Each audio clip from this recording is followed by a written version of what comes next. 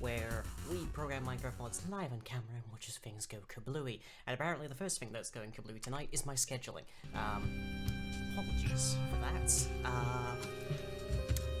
Didn't have access to the bathroom for the entire opening of the stream and then some, and yeah, that's I was actually going to do my makeup today, but I did not have time for that because that would extend the start of stream by like another 15 minutes, so yeah, oh boy. But today we have a very vitally important thing to implement, which is pockets on questionably living but nonetheless present bodies. But first, let's see the stuffs I've been working on this past week, shall we? Because I have been mostly bug hunting this past week, but I've also got some stuff to show. So let's have a look, shall we?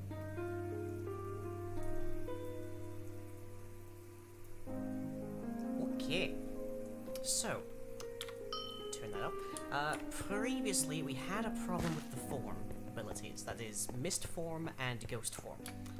Ghost form gives you incorporeality, mist form gives you gaseous form. And previously those were not acting properly, which meant that either you didn't get the ability they were supposed to give you, or you only got it if you relogged, or it happened but it didn't give you all the sundry like tied-in abilities of such and whatnot. But now it works. So I now have mist form active, so I have now gained gaseous form over here, and damage reduction 10 overcome by magic, which is gained from having gaseous form. And we have also got those in italics now in your list, so if you have an ability in here that is not meant to stay there forever, that's meant to be a temporary ability, then it's now italicized, so that you know that you only have this as a result of something else. And gaseous form now also happens to have particles. This is done in the render tick, so you don't see it in first person, but you do see it on yourself and everybody else who has this ability. Very handy. Just adds a bit more vapor to the gaseous ability, which makes sense to me at the very least. And away it goes. Not a single particle in my face there the entire time, which is always a concern when you're doing particles. You want players to be able to see the particles, including, especially if anything, on themselves. But you never want them to actually be in the player's face, because it's enough of a pain, like when you're on fire, to have particles in your face. So people prefer not to. So yeah, those now properly work. Part of it was I had to codify what a temporary ability is, finally. Believe it or not, I have not had to do that the entire time I've been making this particular mod. I then also had to create a way that when you added a temporary ability like gaseous form, that gaseous form itself would then also add its temporary ability of damage reduction 10 overcome by magic.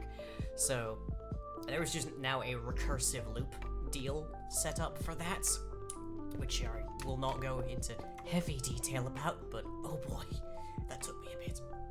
Recursion is one of those things that basically every single person who programs has to eventually figure out, but nobody wants to use, because if you get them slightly wrong, they will immediately destroy your entire life. So, yeah. But anyways, Dark Vision and Tremor Sense on that list there are now both toggles. So, Tremor Sense is the one that shows you glowing through the wall creatures who are currently touching the ground. So now we can just dial that off. Blind Sight does the same thing, although Tremor Sense and Blind Sight are distinct in that they initialize. When you first get them, they're always turned on. So that's the thing to bear in mind. Dark Vision, not quite the same case. But yeah, we can now turn that on and off quite happily, which means fewer glowing creatures in your life all of the time, which means that your vision is not necessarily as massively crowded as we could possibly make it. And then there was climbing. So, climbing has been interesting to get to work this past week, because if I clamber on to this ladder, previously, climbing, you could go up, and if you fell, if you stopped climbing, you would immediately start descending. You were not able to hold sneak to actually just cling onto the wall. Now, I have fixed it via the dumbest thing I think I have ever overlooked, which is that in order to detect the wall that you're climbing, I had to take your bounding box and then expand it by a block or so, and then check if there was any non-air blocks and such in that. And I was doing that, except that the function that I was using to grow the bounding box returns a new bounding box, rather than modifying the existing one that it was called on. So, since I was storing the bounding box in a variable and then calling that growth in a separate line, I wasn't actually growing the bounding box in the variable that we were using to... Long story short, I was only looking for blocks that you were standing in. So it didn't actually realize that there was a stone wall to climb here. So it just didn't let you. I still have to do some QC on it. We're moving slower. We're moving more slowly here because there's a block here, so it presumes that we're climbing. But if I'm over here, we're back to moving normal speed. So I do need to do some QC, but now I actually know what was going wrong with it, so now it works.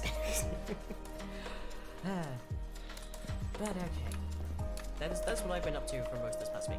Also, what I've been up to most of this past week, which you will not see the results of today, unfortunately, is I have assembled the vast majority of a new machine, which will be the streaming, well, which will be the main computer. This will become the streaming computer, and that will then mean that whenever I boot up Minecraft in these streams, the stream won't freeze.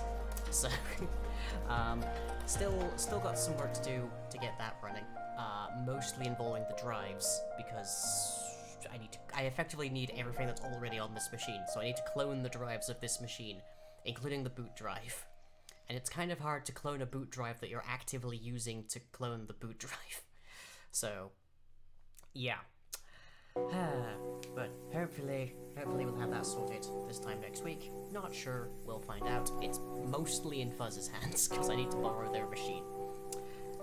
But okay. Speaking of the part where the stream chugs a little bit because I'm booting stuff, this is where XSplit always gives me the note of, hey, high CPU usage detected.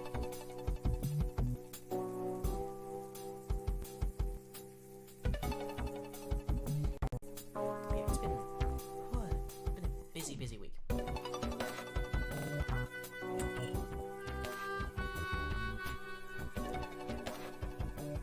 Okay, so, what we're doing today, we have our bodies. If we are knocked unconscious, we have a body. If we die, we have a body. That's a bit more conditional than unconscious, but I digress. Let's see, where can I go to show off a body? Well, I can be knocked unconscious by the husk over here. Which reminds me, I need to make an item here.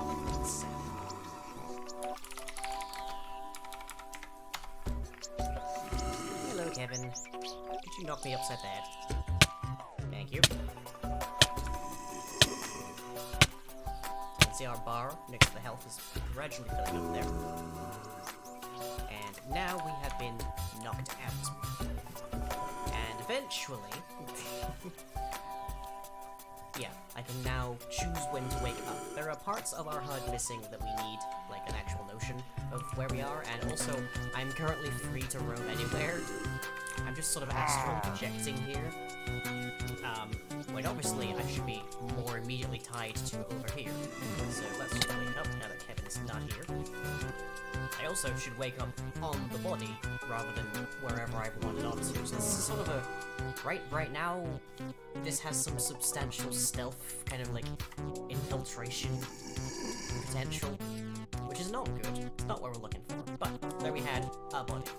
And my confirming a little bit better. My bludgeoning damage is steadily declining over here. I don't know, does that need to be a bit more clear? It's kind of hidden behind your health bar at the moment, so I'm not sure exactly. But,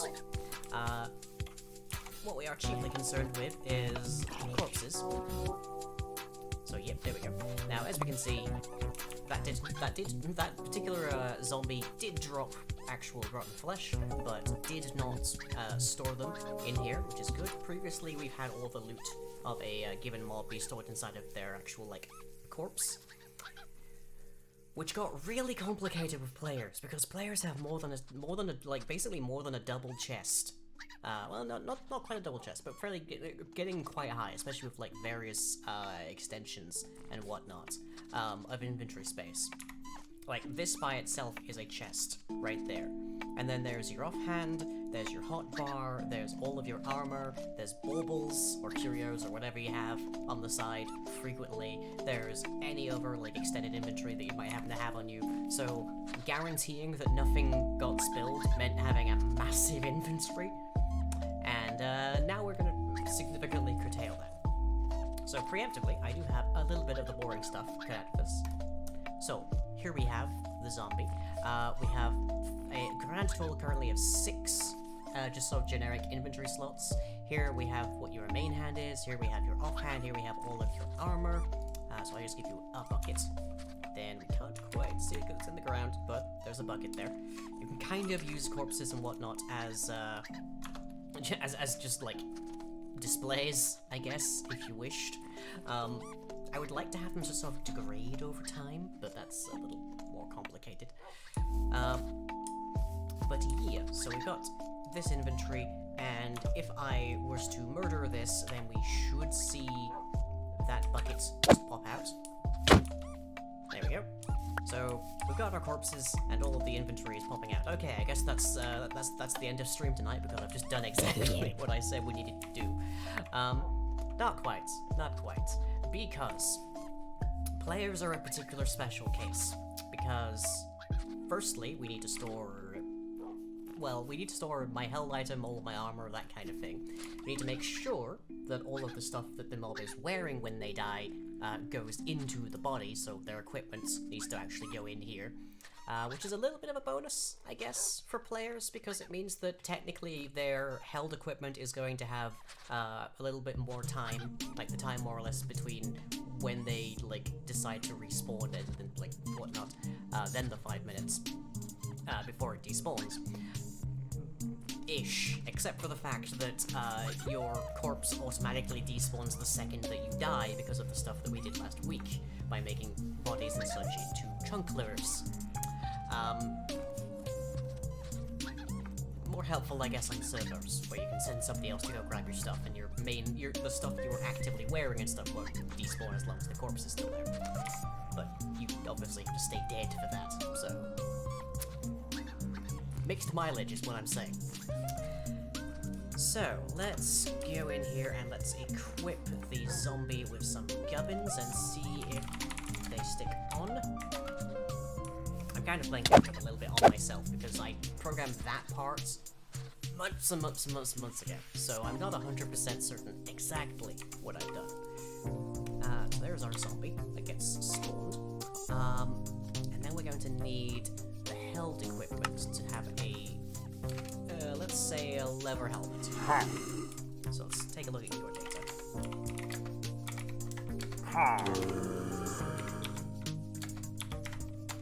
There we go.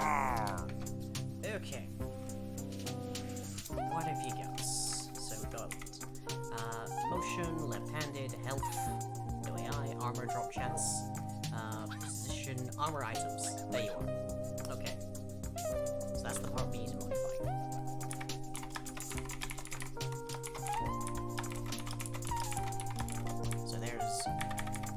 The armor slots, and I believe it goes toes to head. I think. I'm fairly certain, in which case this is the head. We can theoretically put items into both of these and just see what happens, but we won't see them if they're the wrong kind. So let's see. Let's have Minecraft leather helmets. Armor to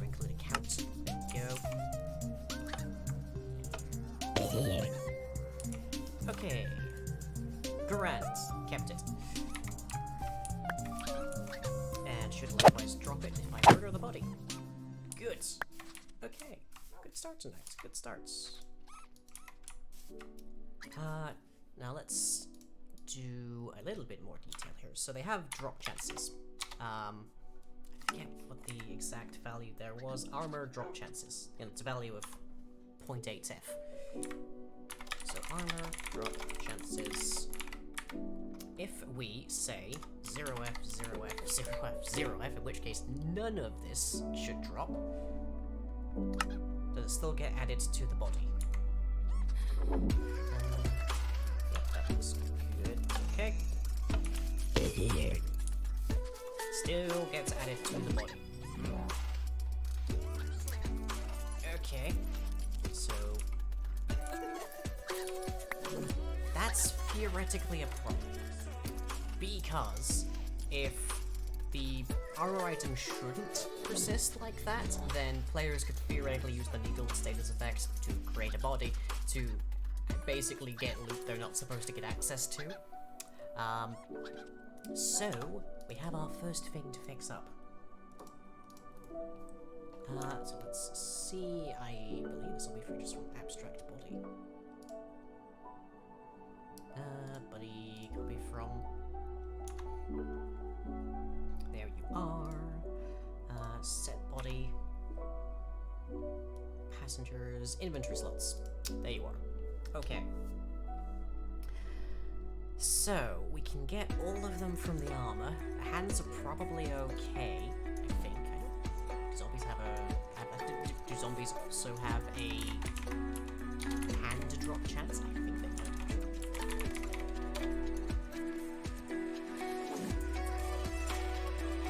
Let's see, where is your... Do I have a reading right in here somewhere?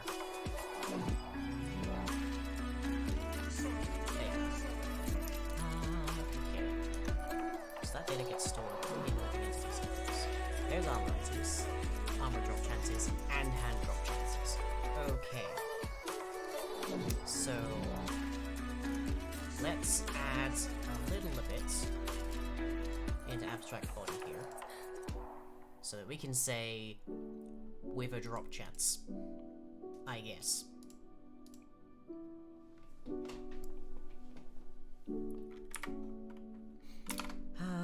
And that'll need to be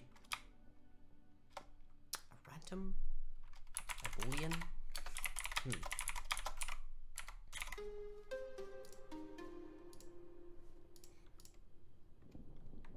Okay.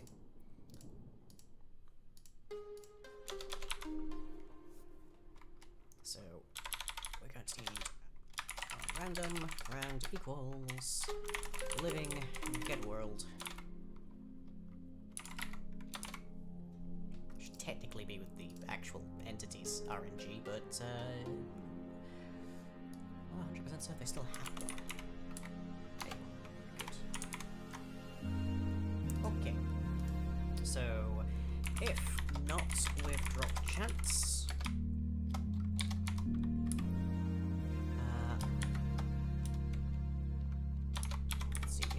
With drop chance, and then it would be random get float is higher than the actual drop chance.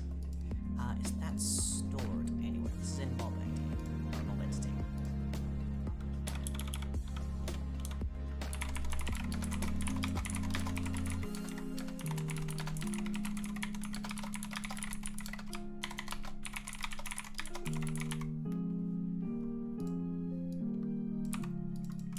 If check drop,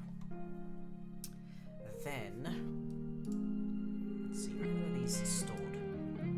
These drop chances must be stored somewhere. Inventory armor, drop chances. They're a protected float. Is there a getter? Please God, tell me there's a getter.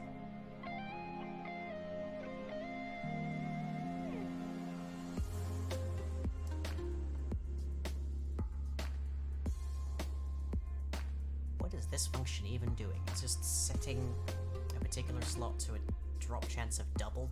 Dude, that's very odd. There's gotta be a point. Aha! Get drop is protected. That's of no help to me whatsoever. Why is that protected? I need it. I need it.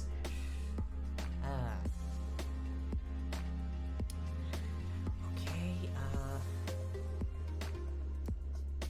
protected means that only descendants of this particular class can actually access this. Nobody else.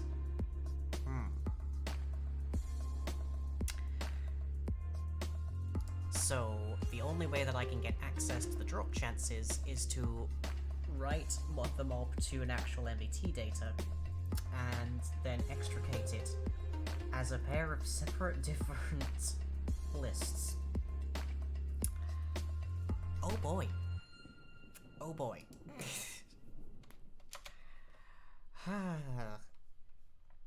Okay. Right. So that would be float, armor chances.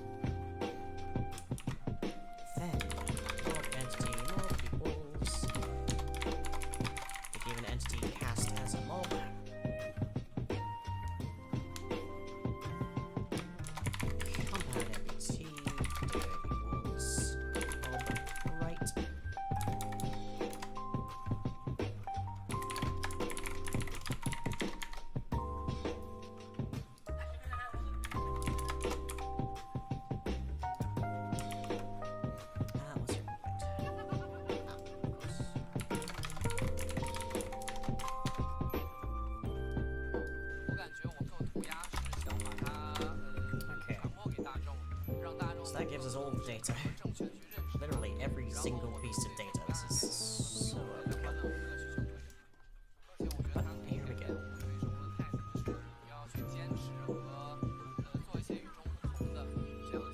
A little bit this week, but like, you know, okay. I've been staring at plague statistics lately, and it's not healthy. It's not healthy because they just stopped. They haven't even stopped recording them during the weekends. They've now just put 0 during Saturdays and Sundays, which makes the government's trend line look way lower than it actually should be, and it's it's going so badly here. Again, they say insanity is like doing the same thing over and over and expecting things to change. It's like, I don't have a choice. I'm watching other people do things over and over, and like seeing nothing change and knowing the same thing's coming. Oh well, I got a good 30-ish years of living in society, and now I get to die by it, apparently.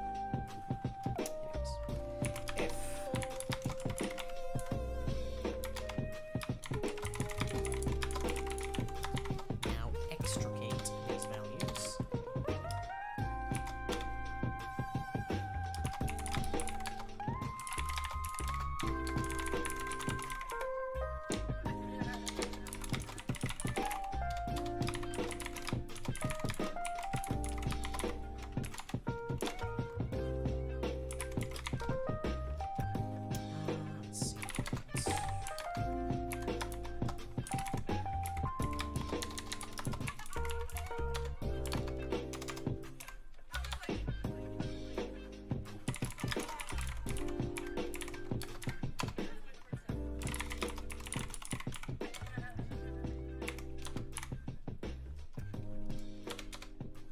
Okay.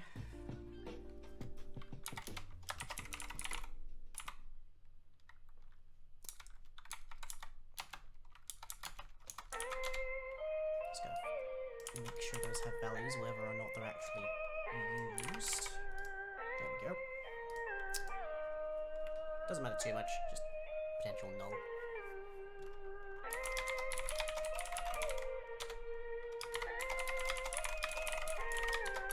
Good. good news here is I'm actually having to reference specifically vanilla code, which should basically never change. That's kind of the whole point. Not a guarantee, but who knows. I change vanilla code all the time. I use it makes sense with that.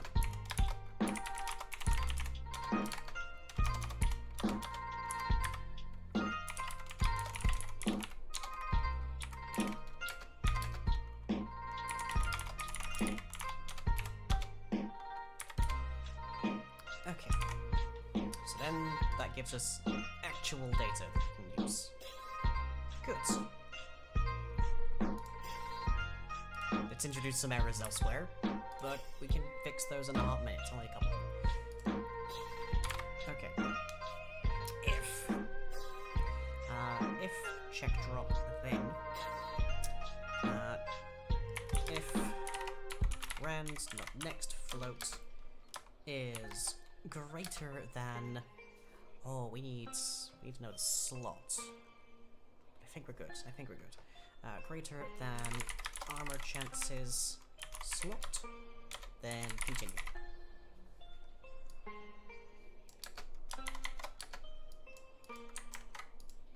There. So skip over it. Oh wait, no, because it'll increment that.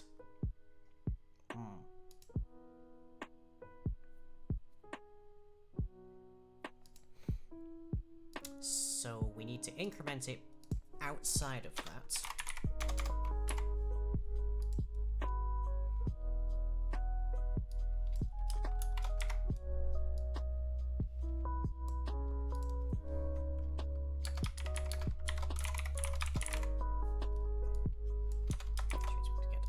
A little bit more complicated. There. So if either it's not checking the check drop, or it is, but the float is correct. There. No matter what, it's incrementing the slot. Okay. And then we do more or less the same thing here.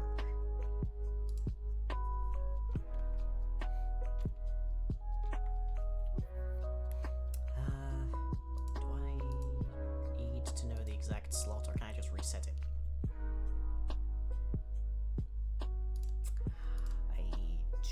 To know the exact slot because of the body inventory, right? Okay. Okay then.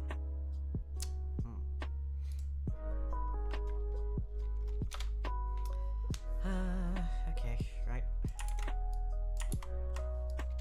Body inventory is one big thing, so.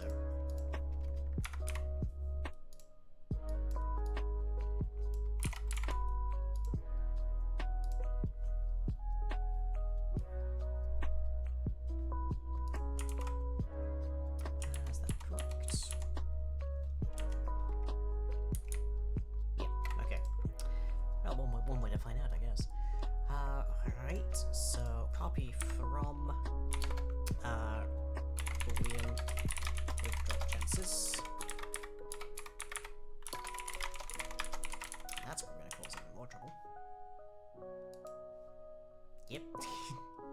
Salt 1 created more.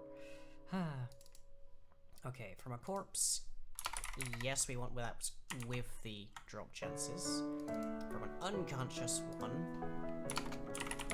don't. They're not dead yet, so you haven't killed them, so you shouldn't be able to loot them.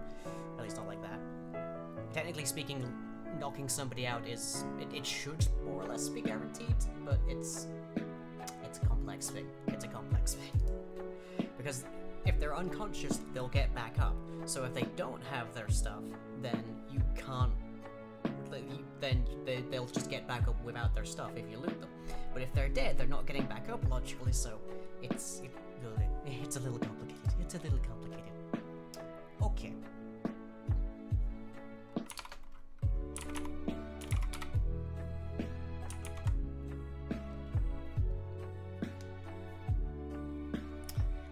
Set body there, shouldn't need to worry about it, the drop chances, because we're just...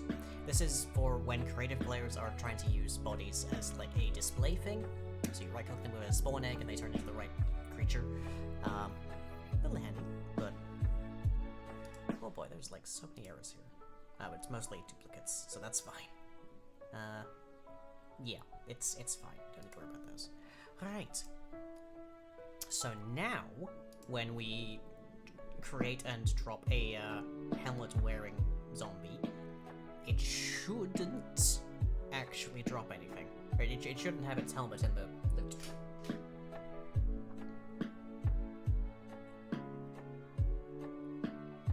Not guaranteed, but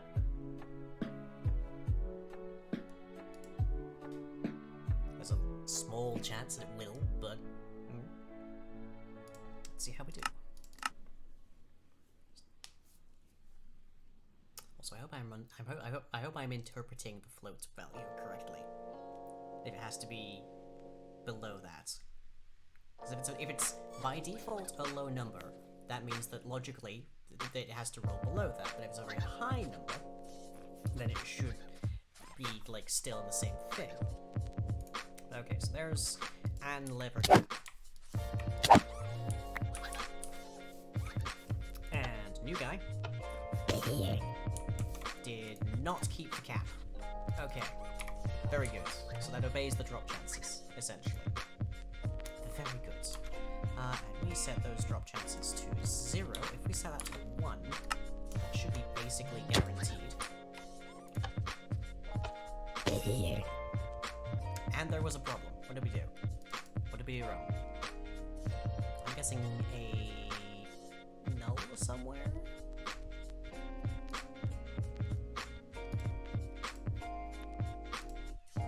Ah, I see. I think I see? Is it out of bounds error? Yep, index out of bounds. 2. So I need to know which hand we're checking.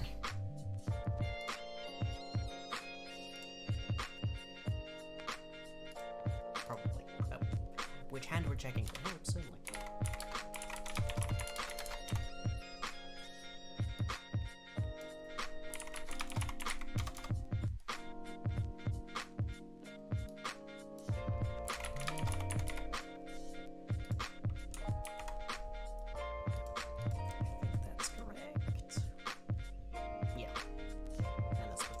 Side. If you put it at the start over here, then the value gets incremented before it gets used for this.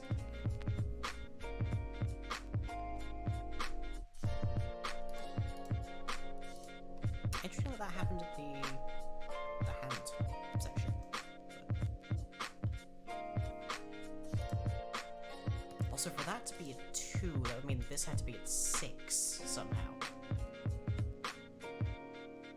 How did we manage that? Ah, I see, because we're actually incrementing it twice. That's why. Forgot to take out the plus there.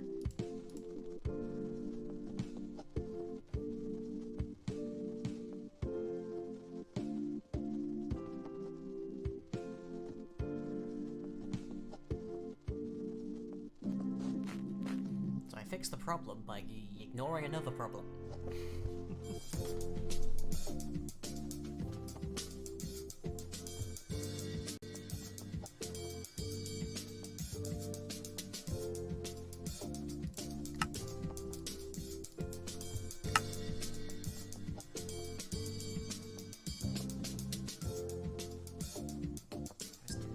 Factor in here of whether mob drops are enabled.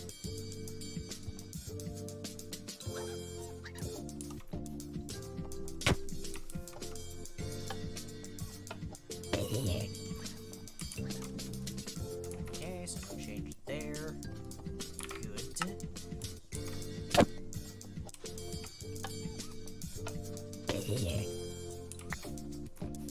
Perfect.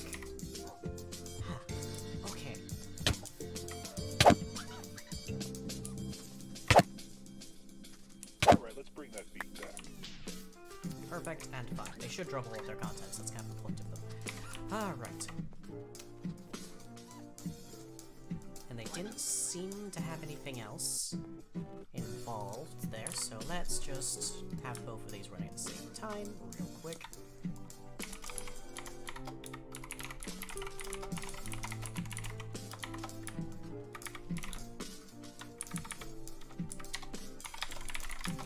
count, or else it doesn't actually appear. It has a count of 0, which is, say, an empty stack.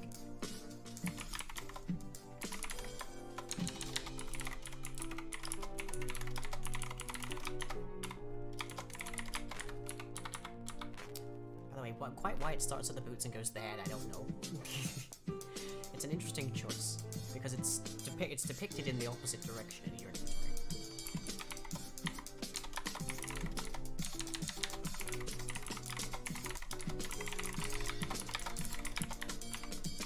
Okay.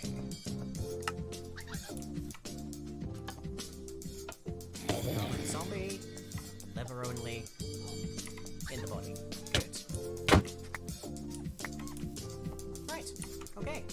We'll continue on this when I get back in about 10 minutes.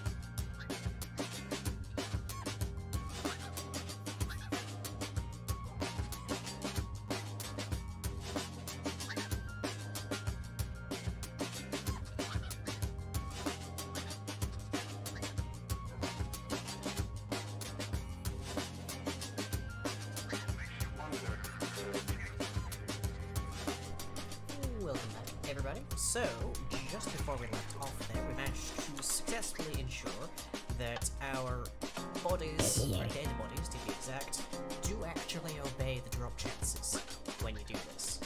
Now the next thing, real quick, is to check the game rules and make sure that mob loot is actually obeyed properly as well.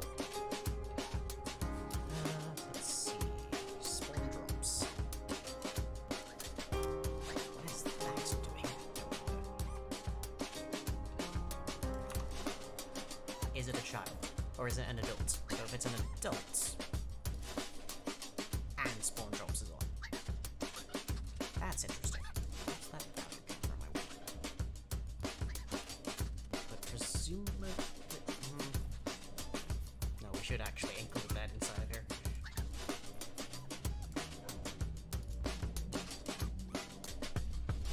Okay then.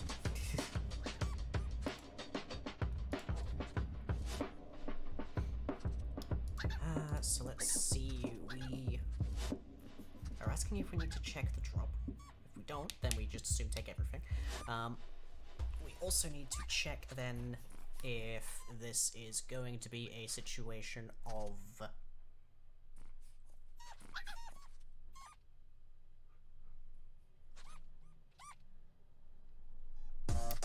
There we go.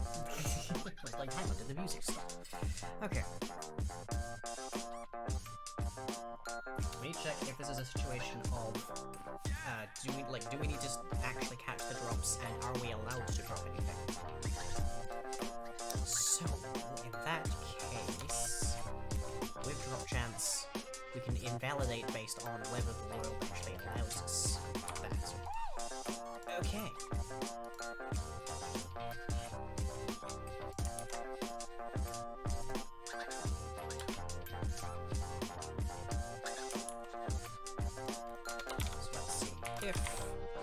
Check drop.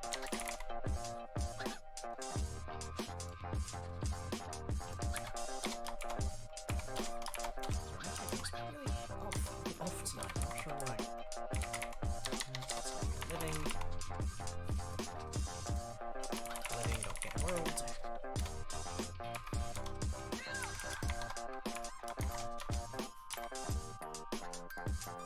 Is that function? The living entity is not visible. Yeah, it's a protected boolean. And the only thing that's doing by default, at the very least, is child.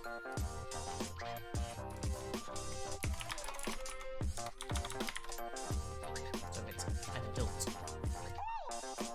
Does that then mean that baby cows and stuff don't drop level? I'm curious now, I'm not sure I want to be seen on Twitch checking it.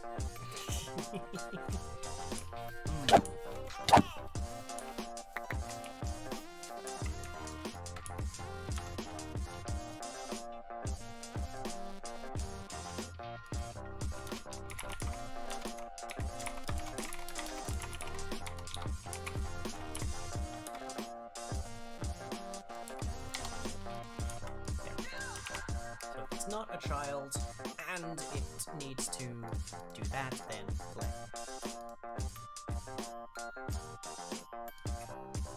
Another possibility is if the body is set to not be able to drop loot.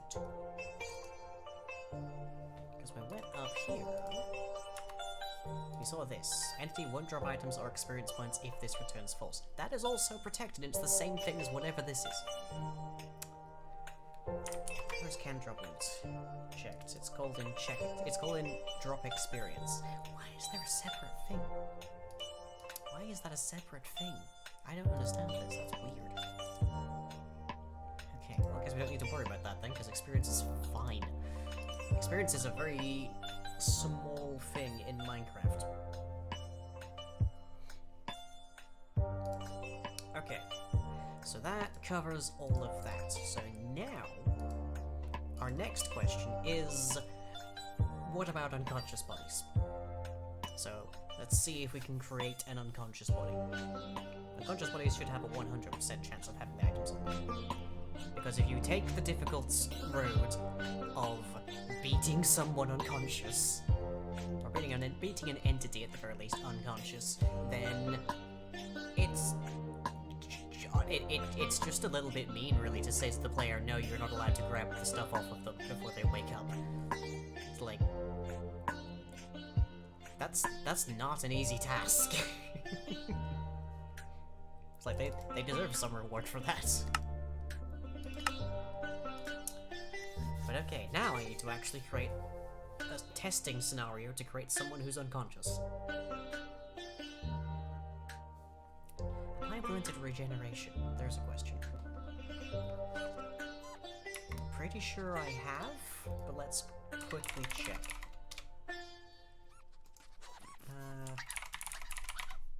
No, I haven't. Okay. The regeneration ability in Dungeons & Dragons basically turns all damage, except for very specific types, into bludgeoning damage, non-lethal damage. So if we had that ability implemented, we could just give it to a creature as a custom ability, and then drop them from a really freaking high height. Possibly repeatedly. So there's an idea.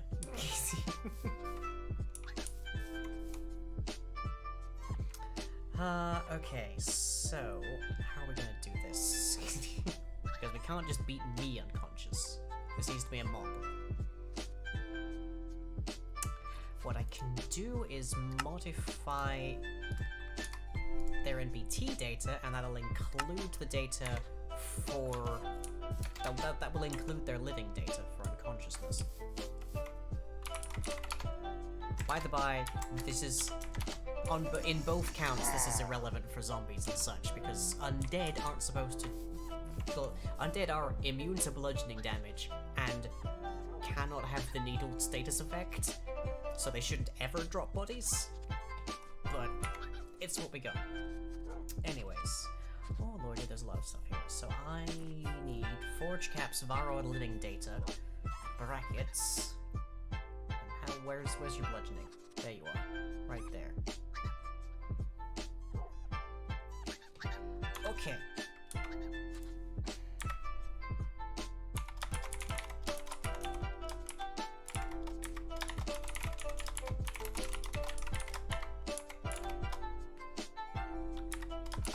Let's set bludgeoning to 2,000. Should mean this guy's never getting back up. And I'm just gonna summon this, because if we drop it from the sky, it shouldn't matter too much. Oh, except that I can't type things that big. Right.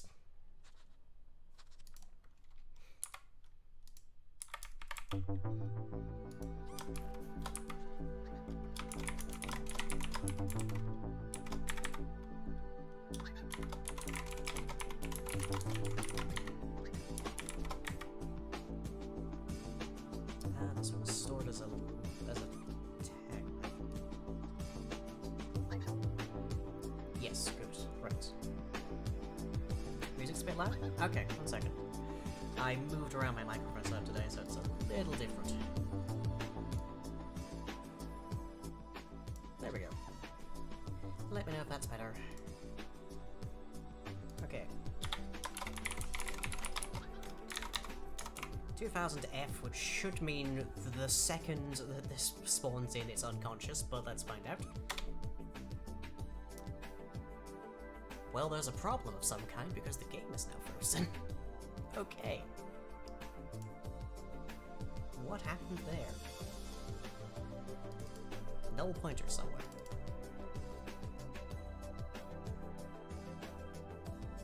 Body unconscious. Aha. Right. Yep, that's not recovering. Okay. So it tried to check the soul, and then it suddenly had a problem because the entity didn't exist anymore.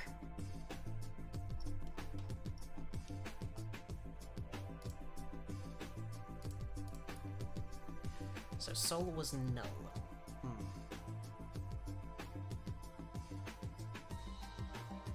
Probably because the unconscious body was pretty much entirely built for players so far. Which, by the way, is going to get real difficult once we actually start working with like a player body and a player unconscious body kind of situation. Because then we need to be able to access basically their entire inventory.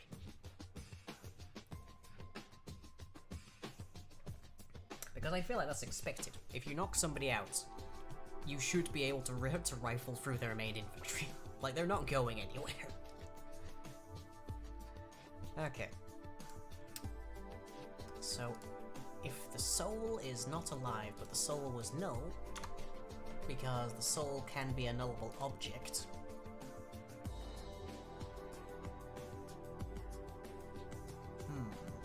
now we can try recreating the entity from the soul. That'll help. We can recreate the entity from the data inside of the entity. The question then being, does that work? Is that enough?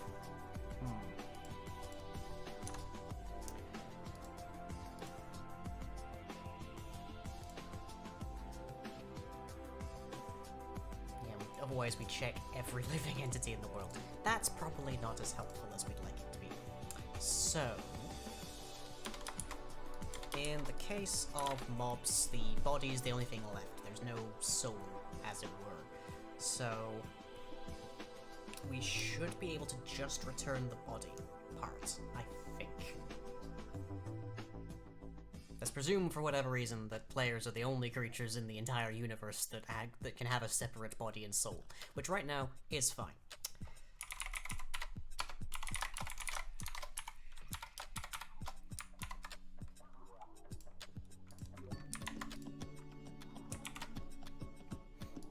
Let's just see if that fixes it. But hey, we identified a problem, so that's good.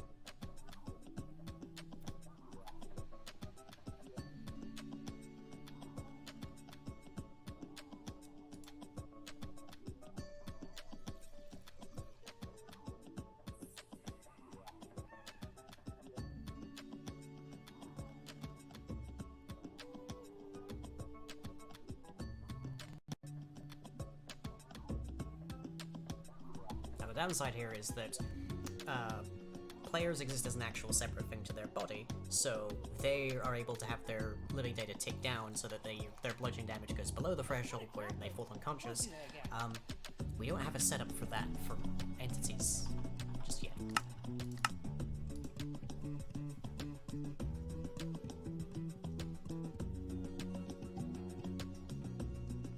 There is an ability that lets you deal bludgeoning damage, by the by. It is called Unarmed Strike, and if it is active, all of your standard melee damage is dealt by, is dealt as that damage instead. Okay, let's get working. Okay. Just continuing our test. Making another zombie.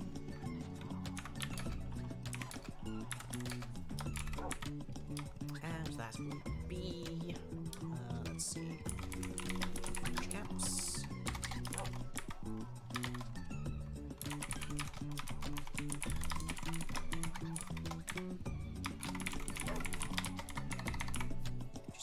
2,000 should suffice, I should think.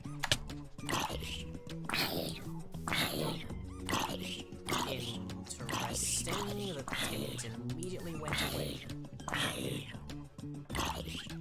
Would you mind stepping away from the seasonally infested foxes, please? Swish. Just, I prefer not to get them involved in this. Thank you. That'll do.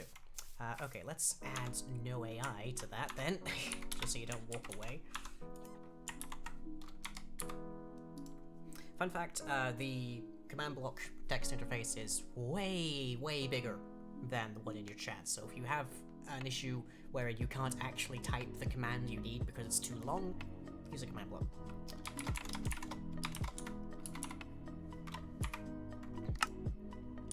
Okay, so what went wrong with that zombie?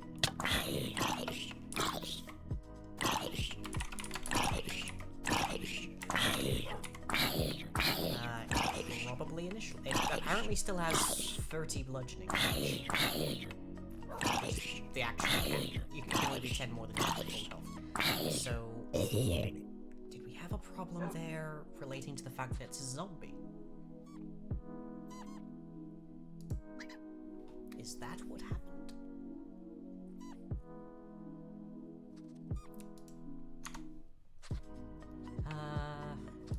Yeah, we hard-coded it to players, I think.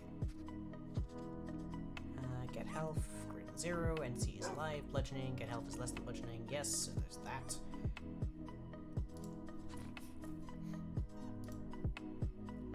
If not unconscious, on kill command. Yeah, so just the body the unconscious body dies when it fakes that the mob should actually be alive. So what else happened? Entity does not equal null. Entity type equals player. If so, then are we asleep? Otherwise, is unconscious. But as a variable. I think I see the problem. I'm saying the bludgeoning damage, but I'm not saying is unconscious, and I'm betting. Yes, there we are. Okay. Need to set unconscious 1B.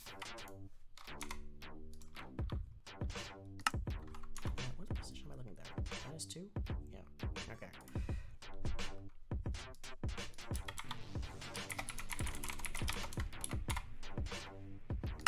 Right, so that should prevent our body from spawning at all, apparently.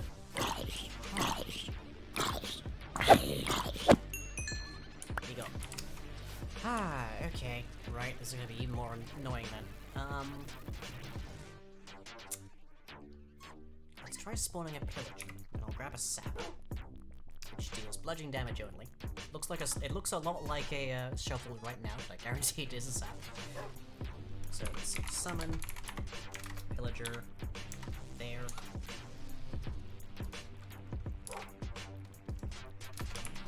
No AI, please, thank you. Okay.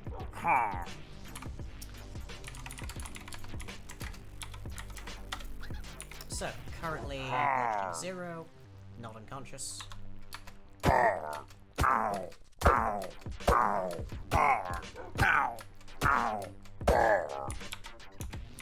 Now bludgeoning 12. Oh boy. How much time is this?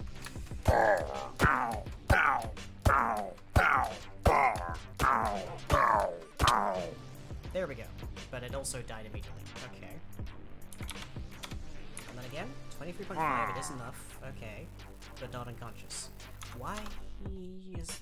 the only thing that can be happening there is that the is unconscious variable is not getting set. Next question, why not? Where is that set?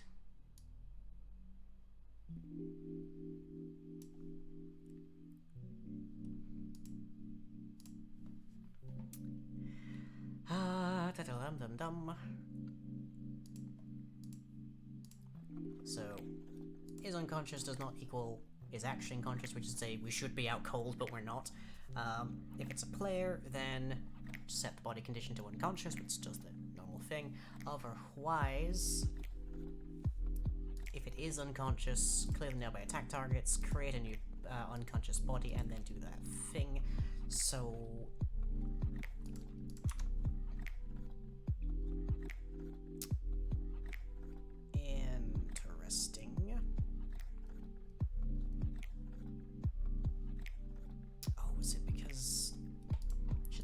actually unconscious?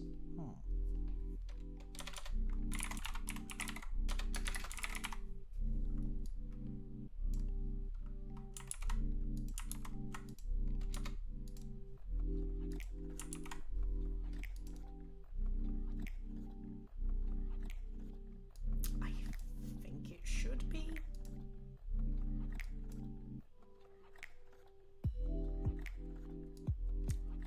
This is only checking if those aren't the same thing. Oh, my Boolean logic's gotten twisted here, I think. Alright.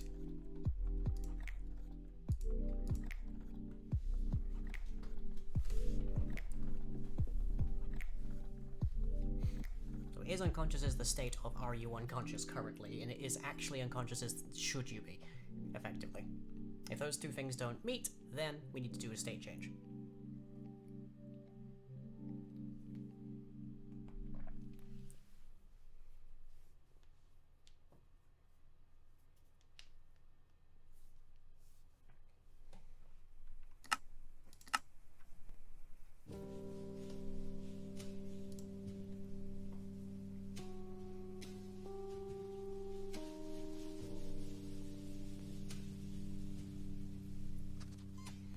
So data, get, entity, that one. Bludgeoning 21.5, not currently unconscious. We'll wait a little moment for that to get to below 20. That'll do.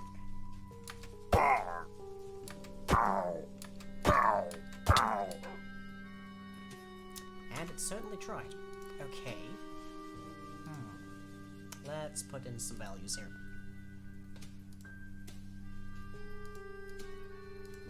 Soul is not alive.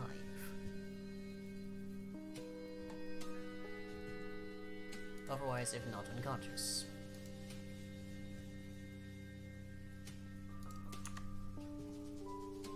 It's either soul is not alive, or it's the not unconscious part.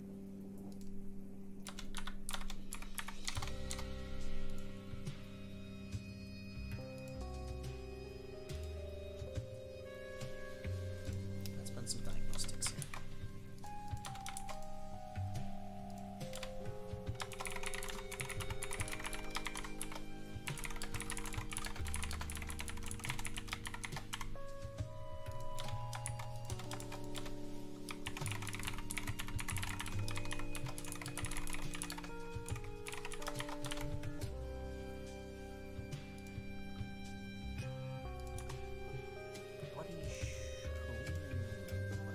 That's it.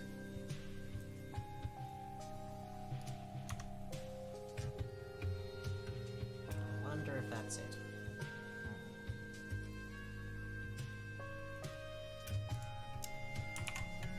Not sure.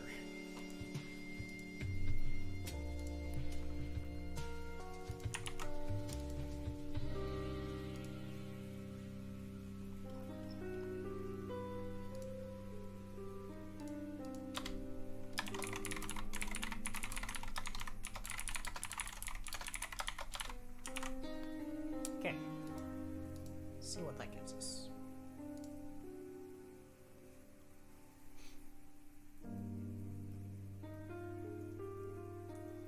Unconscious bodies have a lot more going on than dead bodies, as one might expect. So it's a little bit more complicated.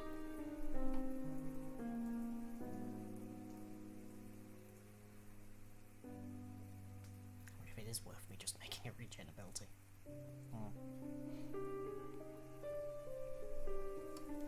Regeneration is a very powerful ability. By rights, players should never have it, because it more or less makes you unkillable. More or less. Not perfectly, but pretty heavily, because the Ender Dragon could eat you and you would still be alive, just really unconscious. Okay. Grab the data. What we got? 21.5, ostensibly currently unconscious.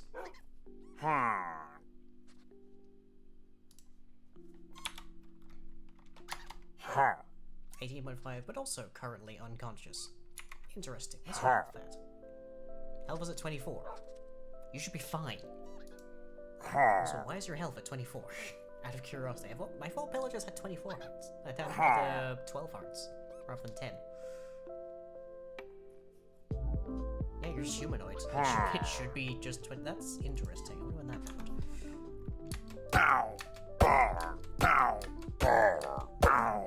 Alright, I need to do Jimmy.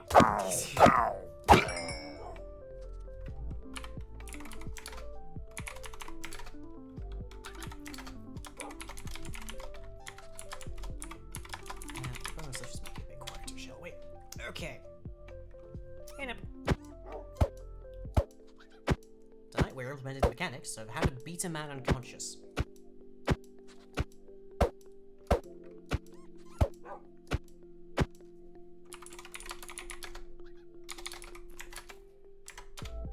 Let's see, 17. We're getting close. Yeah.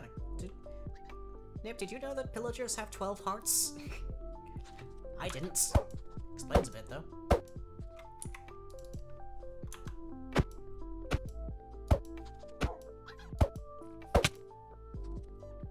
Body removed, not unconscious. Okay. The what's? The pillagers. The grey guys, right there. That heck up your day, occasionally.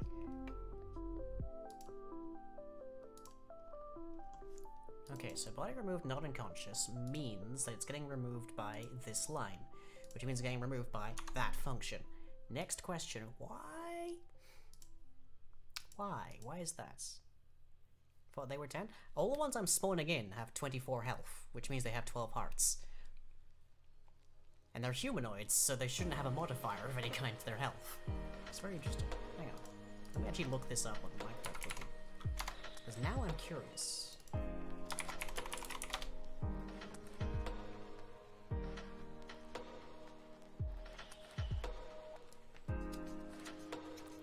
There we go. Yeah. There we go. 12 hearts. Today I learned. Alright. I accidentally chose a test subject that's harder to knock out. Okay,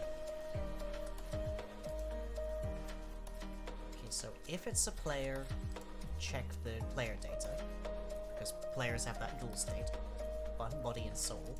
Otherwise, check if it is unconscious. Is there anything setting is unconscious to false then?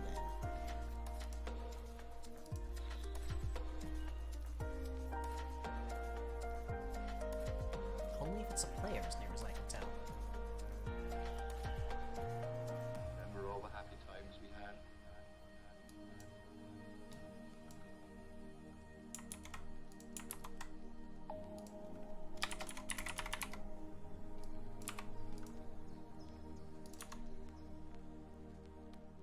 Very much alike. Health is less than or equal to the bludgeoning damage. Bludgeoning is greater than 0. Entity is alive.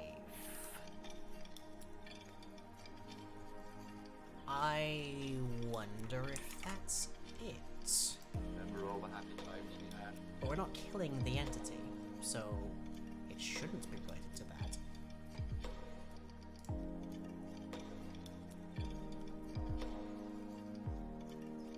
Yeah, entity knocked out, body removed, not unconscious. Very much alike. I'm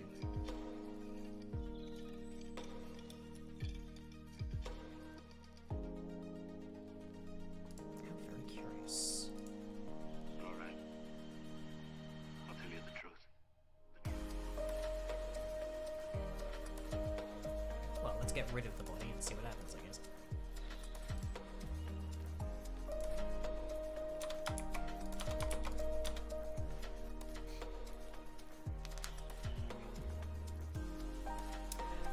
In which case, we could probably do Avengers Heaven Worlds available for one thing.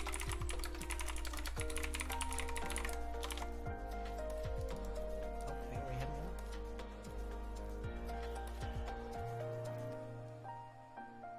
Duplicates. Where? Ah, there. Huh. Didn't even need to, already had it. I'm just that smart. Galaxy brain.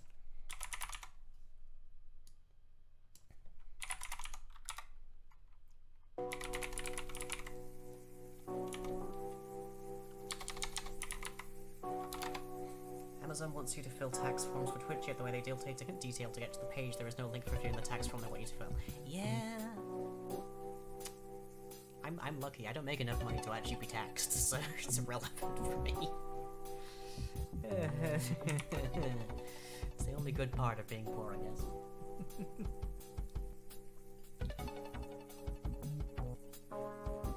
Speaking of chat, there's still like £60 this month for my donation goal to get my medication. So no, you know, if you have any spare change. God, I am like the most high-tech version of begging on the street, aren't I? Not made coin either, it's super good. Yeah, it's... Okay, so what is... This is very odd.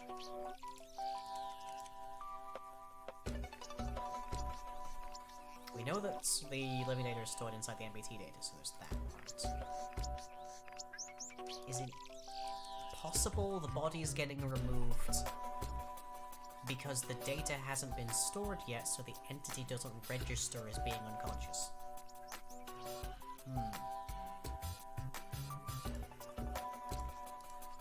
There's a question.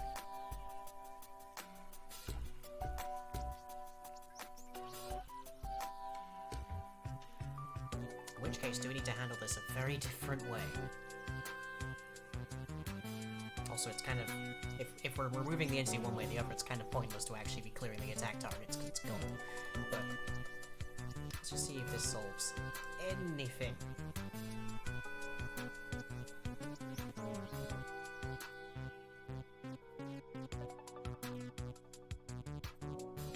We effectively need to be having the body hold a clone of the entity, the unconscious entity, ticking it, and then checking if it is then unconscious. Still. If it's not, wake it up.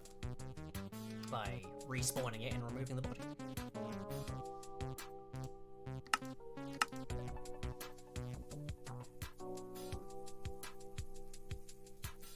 Knocking out players was so much easier by comparison. Ish. All we had to do was separate their mind and body. Whilst retaining the exact same entity. Let's get it fresh, Jimmy.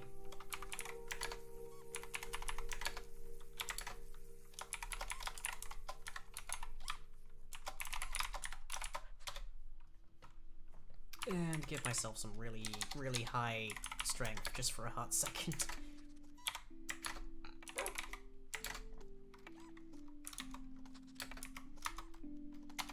There we go. Strength 40. That did the trick. Okay, but the body went away.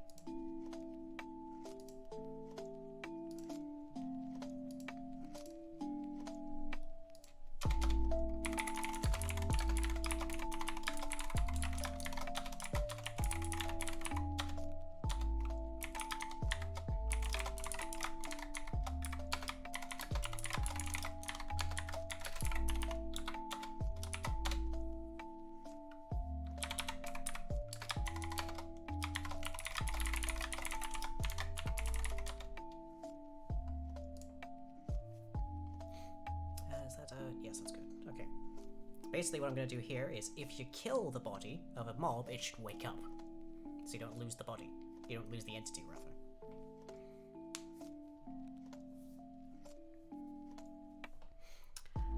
So let's see if the body does not equal null, and we're done in the remote. Then get entity world. Add entity body.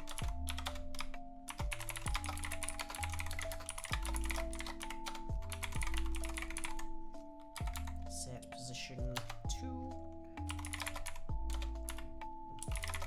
wherever the unconscious body is. It may move, it can move. That's one of the fun things. That's one of the fun ideas. If you knock a player out, you can relocate them, should you wish. And then we probably want to actually equip, I guess, is the next thing. But we'll think about that when we've actually got an unconscious body.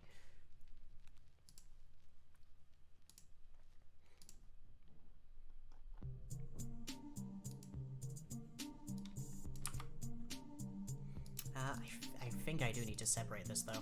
If it's a player that's unconscious, we can just check the player, but if it's not, then the mob doesn't exist. And we need to do it in a bit more weird way. So if this player do that, else do whatever currently.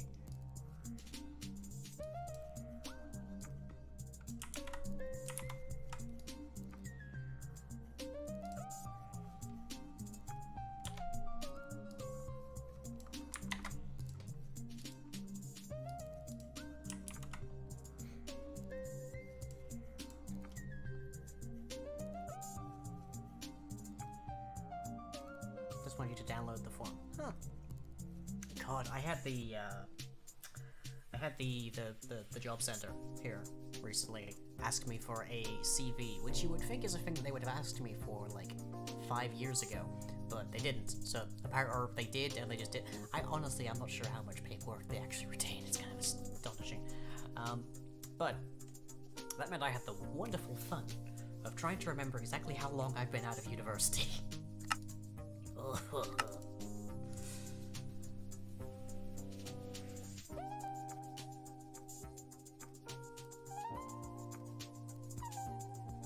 that's the thing. I guess we need to set the UUID to be something different. Well, summon a Jimmy. Ow! Great, it's not going away. And we can steal his crossbow.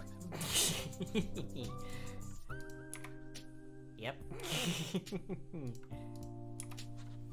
Sucks to be you. I've just mugged a man, haven't I? That's exactly what's just happened. I just found somebody, knocked them the hell out, and stole everything they were carrying. This is just mugging, isn't it? Oh dear. Oh dear. Okay. If I kill this entity, he should reappear. No, because he immediately fell unconscious again. Okay. I hit this guy so hard. You guys, so hard. Let's have a look here. So that's its values, I believe.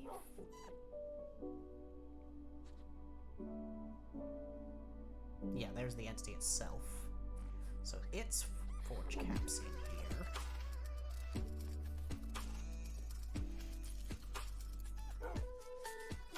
Somewhere.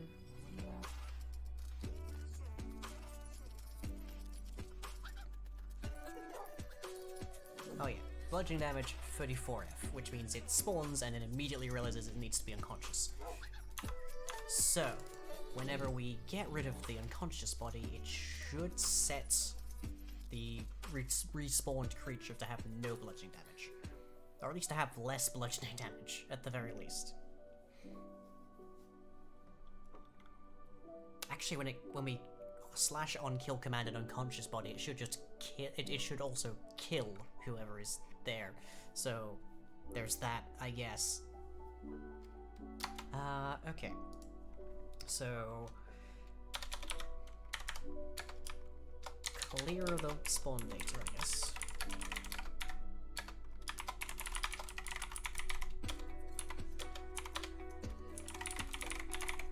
Set bludgeoning to 0.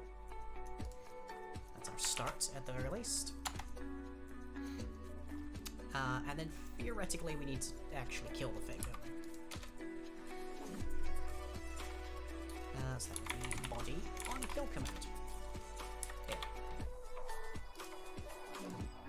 Which theoretically will then drop a corpse. Actually, in theory we should just make a corpse. Just turn it from an unconscious body into a corpse.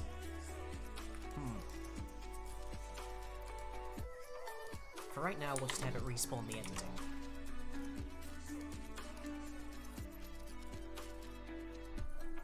It's such a bizarre night. that moment when you realize you accidentally mugged a person.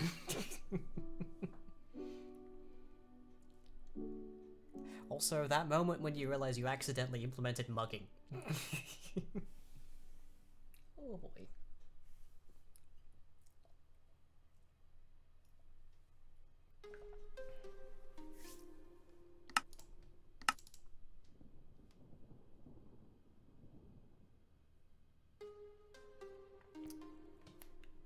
The implications of like going through and actually being able to knock a player out, or a player becoming knocked out, I guess, and then like fiddling with their inventory, suggest like there's some really interesting implications for that, because like theoretically we can make it that you can modify someone's hotbar whilst they're dead, whilst they're knocked out. Okay, heavy crossbow. Now, on kill command should respawn you with no bludgeoning damage. Let's find out. Yes, it did. Very good. Okay. Now get back on the ground. Get back on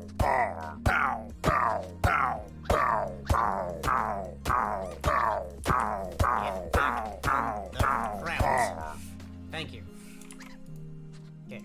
If I steal your crossbow now and do the same thing. No crossbow for you anymore. Okay. That's good. We can manipulate the equipment of an entity by knocking it out and fiddling with its... rifling through its pockets. I was about to say, by knocking it out and fiddling with its unconscious body, and that is such a bad sentence. That is a terrible sentence. That I've... Oy. Oh boy. Oh boy, oh boy. Okay. A new challenger approaches. Hi, Emily. What did you join to? We're working on bodies tonight, and that includes unconscious mobs, which are a whole different beast, more or less, than unconscious players. And it results in a lot of weirdness.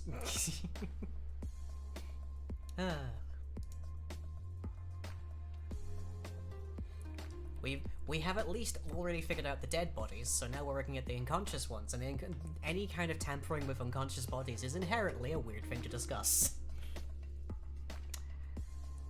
But such is game development, I guess.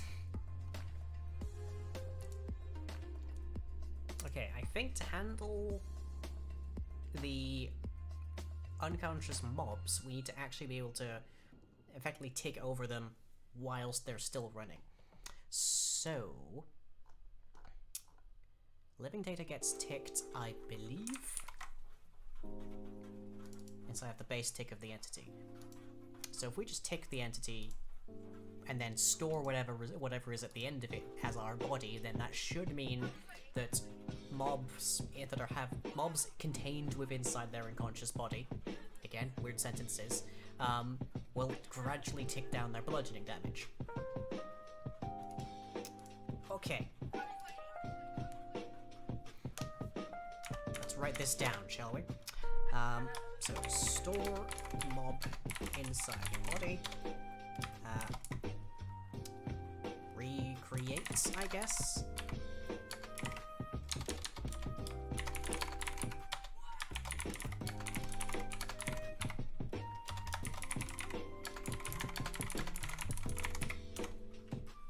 Okay. So that's basically that.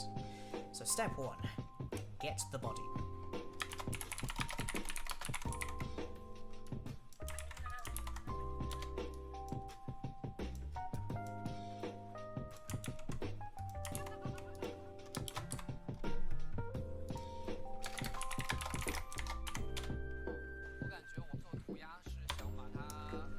Okay, so let's get the living data.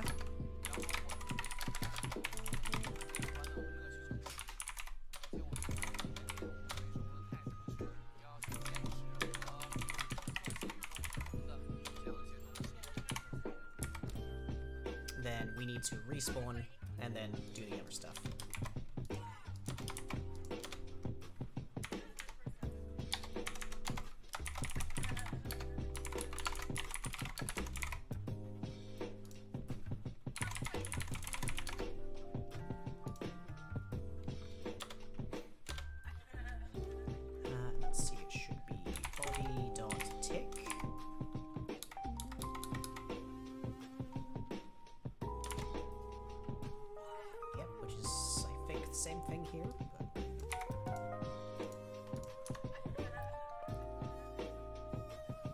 base tick is where the living data gets updated. Here's the living tick. Where is base tick in here? Is that just part of up here? Yes. Okay.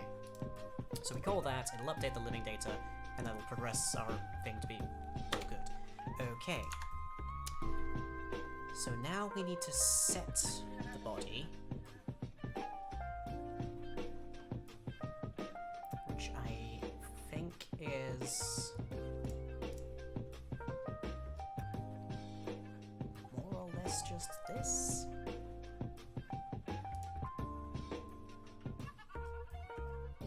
Yeah, I think it's more or less just this.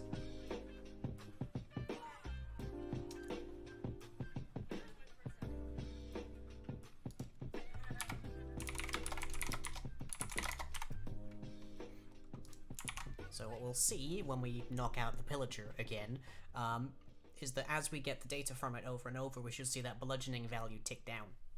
That's the thing. That's the thing we're looking for. Respawn the now conscious body. Okay, so that would be get entity worlds, add entity body, and then this set dead. Or remove, I guess, which is what it used to be.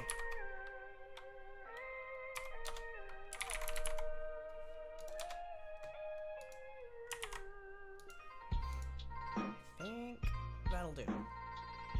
Let's give it a shot. See if the pillager that we knock out actually wakes up again.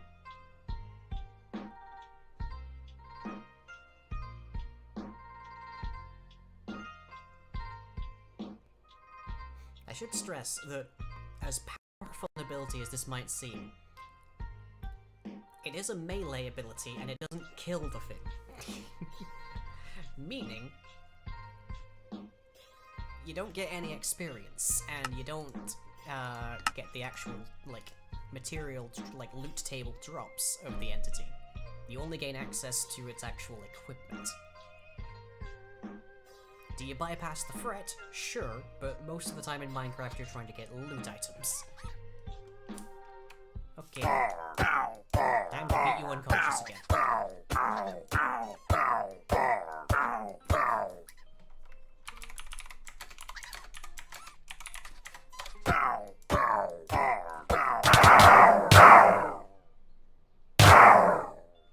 Oh, we have a problem.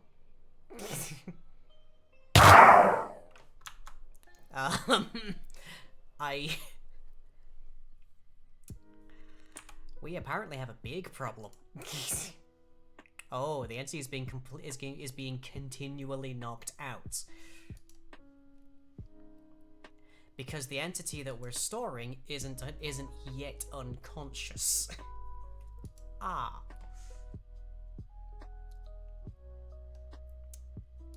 Okay. So oh boy. This is...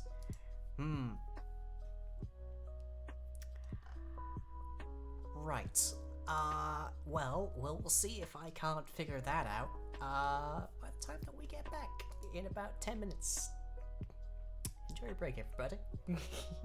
Either we are constantly spawning a creature that is not quite yet knocked out, but is becoming knocked out, or, alternatively, I beat the pillagers so incredibly hard around the head that he's now just become a morass of flesh on the floor.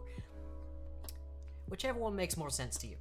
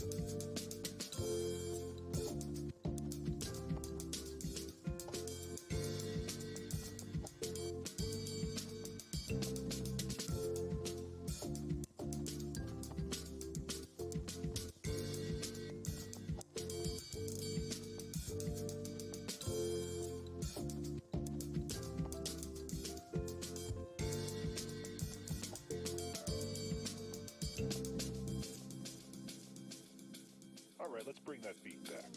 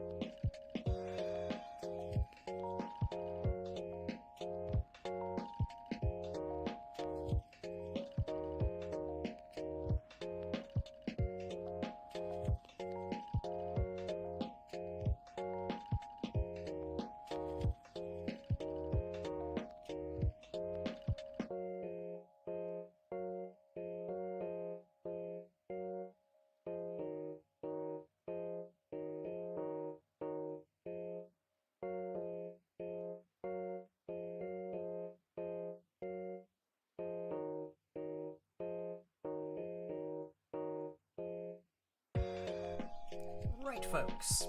So, before the break, I punched a man so hard that they turned into an amorphous morass of themselves, endlessly repeating, over and over. So that's a bug, if you didn't guess. And we're going to try and be fixing it here. And what happened, I believe, is that we reproduced the body, well, we reproduced the entity inside of the body in order to actually make its bludgeoning damage decline over time, as it should do when it's already not enough to knock you out. And then it should actually just have the one body, and eventually it should turn back into our pillager, Jimmy. What actually happened, I think, is that every time it recreated the body, every tick, it was finding out that it wasn't currently, like, conscious, so it was creating another body. Despite the fact it didn't actually exist in world at the time. So hopefully, I have changed that situation, and as soon as I load the world, no more will spawn. Hopefully. We'll see.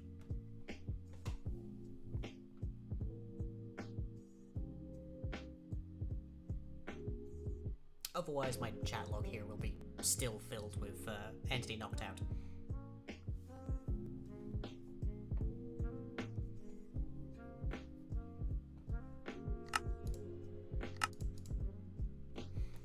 And what does the game say?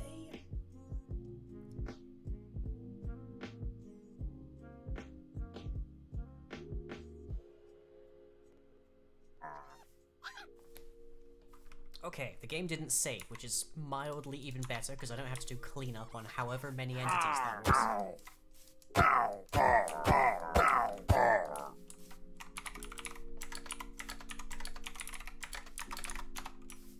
Right, get on the ground. Yay. Good, only the one. Okay, so if I get the data out of this, we should see bludgeoning value going down. Bludgeoning 34. And then still 34? Still 34. Okay. So it's not going down, but also he's not turning into a fleshy mass. So that's good. Maybe I'm just doing that too quickly. Who knows?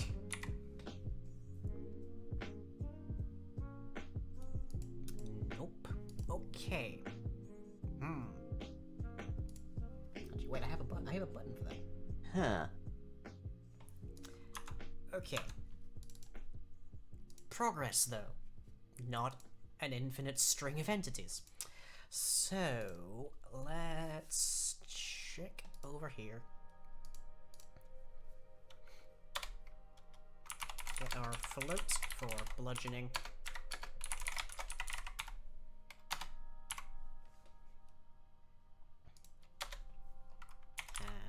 If bludgeoning does not equal body data get bludgeoning,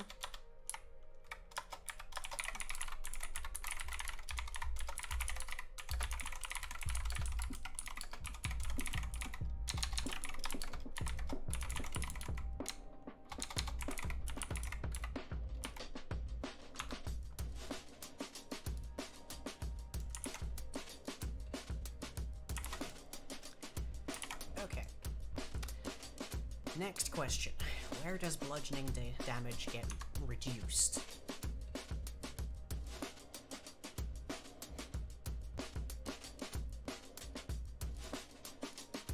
There's a recovery timer.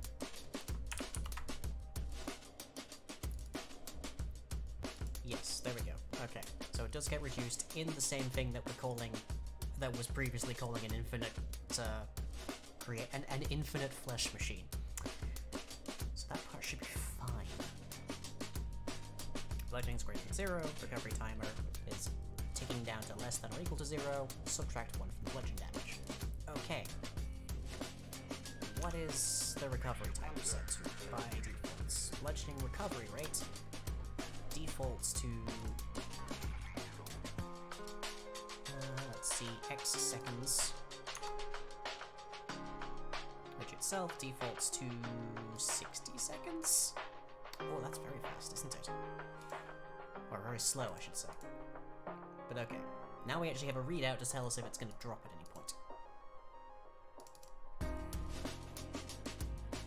If mobs got up really quickly after you spent all of the trouble of knocking them out, then it would be kind of a pain, so yeah. But it is worth noting, in rules as written, Dungeons & Dragons, there is actually no limit to how much non-lethal damage you can have at any given point in time. It's so you can, like, drop a mountain on the Tarask or any other creature with regen, and it'll be alive but unconscious for the next half century. That, however, would massively suck inside of a game with other people, so rules is like actually functioning in here. You can only have bludgeoning damage up to your maximum health plus 10. No more. Because otherwise, a troll, for instance, could make a sap or use the unarmed strike ability and just beat you into unconsciousness and keep going. So, like, you just never wake up. You never get a chance to play the game. You do that while you're AFK, for instance. So there's a limit. There's nothing that stops them from continually doing that, of course, but at least then they actually have to be more involved with it.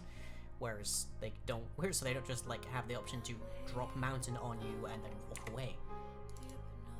No, it's like you're only going to be unconscious for, at max, like, 10-11 minutes. Okay. So if we wait an in-game minute, I think, then we should be able to see in the log here bludgeoning damage going down.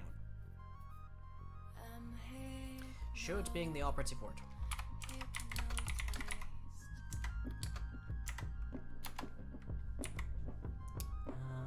Let's see what's done currently.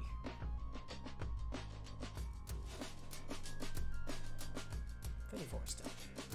Okay.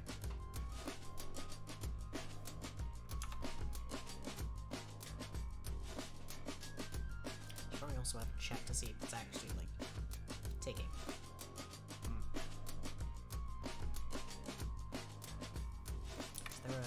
Is there a mention of recovery timer in here, or is that just constantly getting set to 0?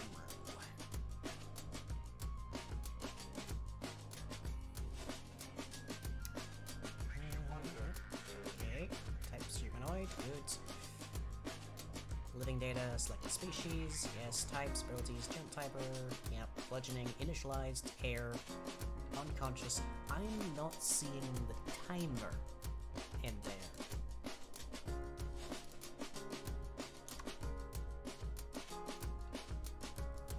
Does that not get stored?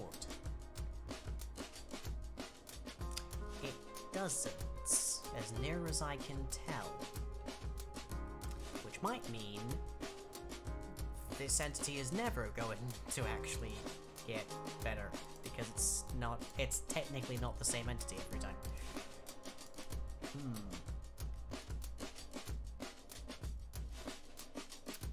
Right.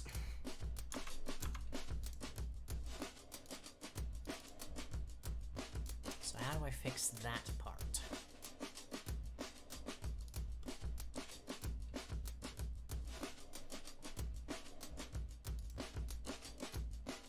If it's an entity, then I can store the recovery timer.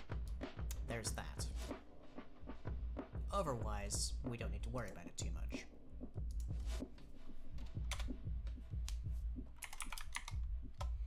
Do I have an is player value in here, perchance? Doesn't look like it. Okay. So then...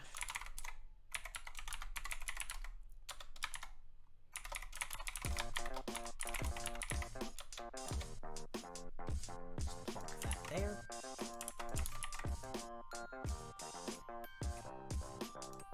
Also theoretically means that if you log out and log back in, then you'll actually keep however long it was until you start to lose the point of bludgeoning again.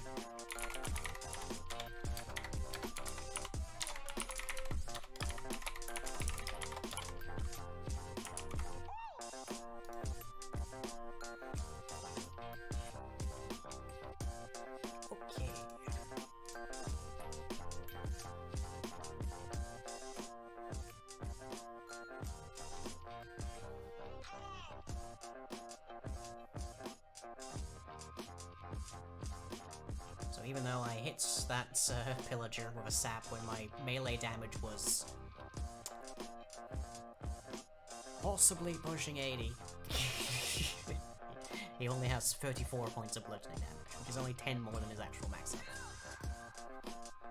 Just note, when you take bludgeoning damage, you do not lose actual health points. Though in video games, as well as in most RPGs, it's like actually a completely irrelevant point. The only hit point that matters really is the last one. Because you don't suffer any, you don't, by which I mean you don't suffer any debilitation effects, as it were, from having low hit points.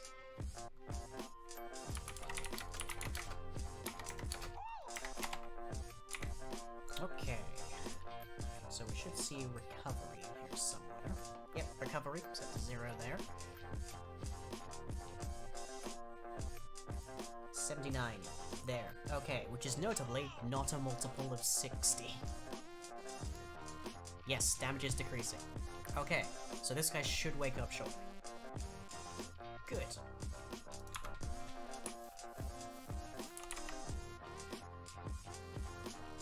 Would you like your crossbow back?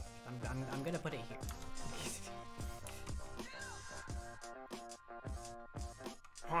Hey! He woke up! Get back on the ground.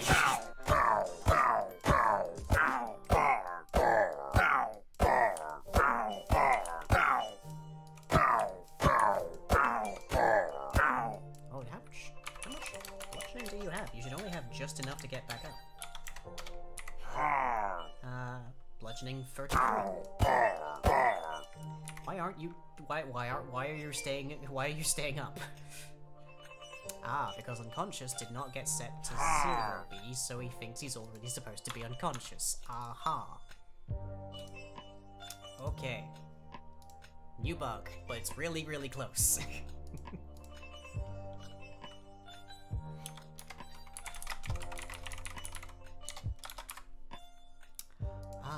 Okay, so we need to wake him up, basically.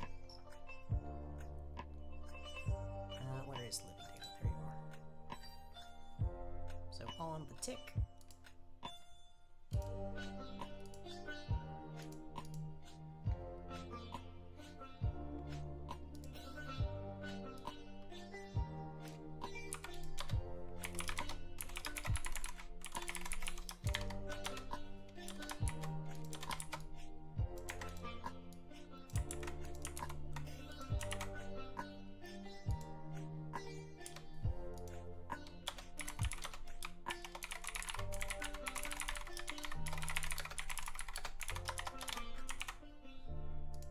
There.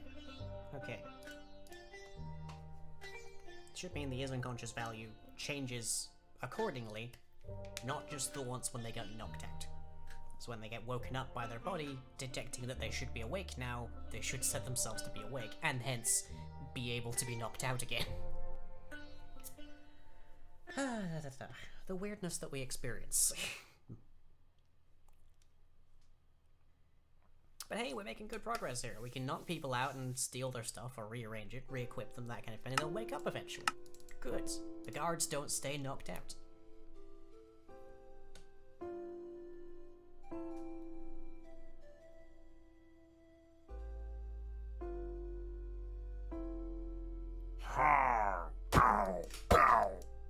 Right, you're borked now, actually, so I need to... I love that I can distinguish, actually, that he is actually carrying that crossbow in the wrong hand. Okay.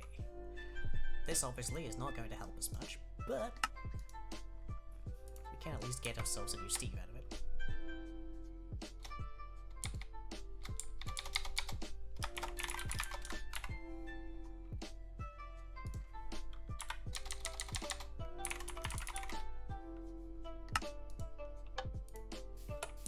Right, new Steve. I can't interact with your inventory until you're knocked out, so...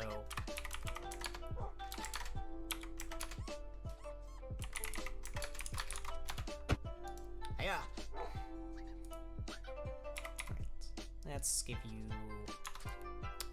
How about some rotten flesh? Do you like rotten flesh? I hope you do, it's all you've got. Okay. So once the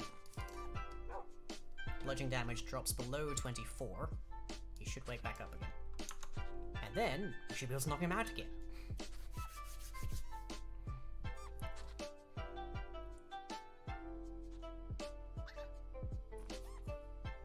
Exactly how much benefit this has in a survival context, I don't know, but it's amusing, certainly. Okay, 25. One more. And he's back. Okay, so now if I hit you again, you should fall back down. Perfect. Face down, in fact.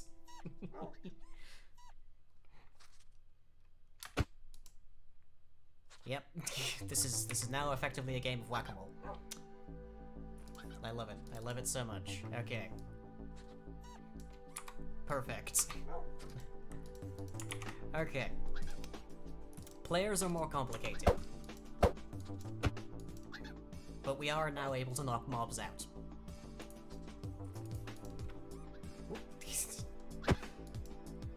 Get back down there. So the next thing is affecting the entity via the details of the actual mob. So right now we could attack the actual, we could attack the unconscious body and it would do relatively little. So that's the next thing we need to do. So for instance, if we kill the thing, then we should also kill the body as it were.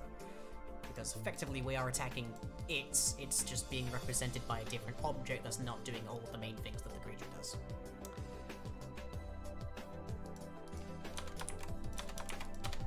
So currently what we do is when we damage the thing from anything but out of world damage should basically just kill the thing always. If we have a body and the soul does not equal null, which in our case is mostly for players, then we next need to check if we're not a player.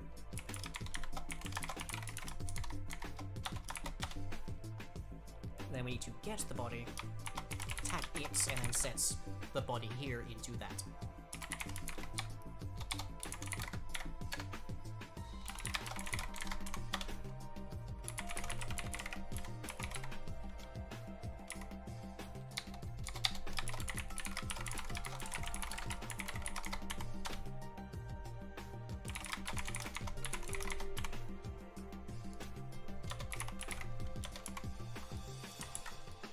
Otherwise, do that.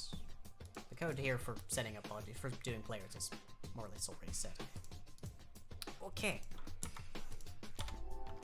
Now the hard part is what happens to the body if it has, for instance, a wither effect when it gets knocked out. Is it still losing damage? Is it still taking damage and therefore will it eventually die? We don't know yet. That's the next thing to figure out.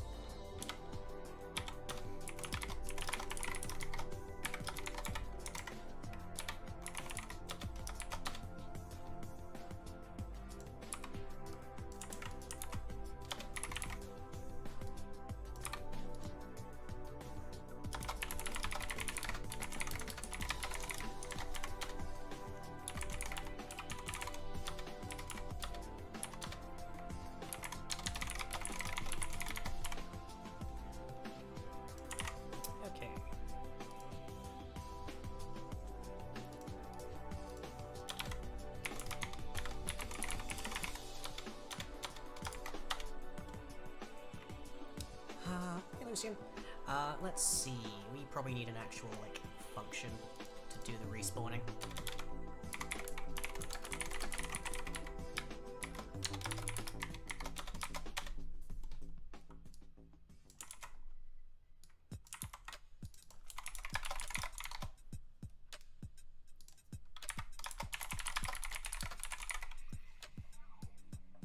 It's probably best to not have to retrieve that from there. Okay.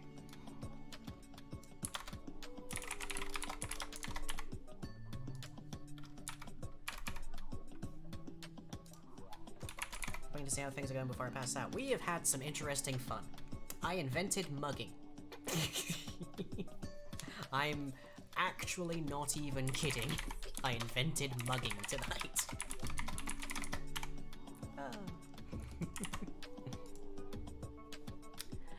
Okay. Okay, we added an inventory to corpses, and then we started working on unconsciousness for mobs. So, we now have the capacity to knock a pillager unconscious and steal his crossbow.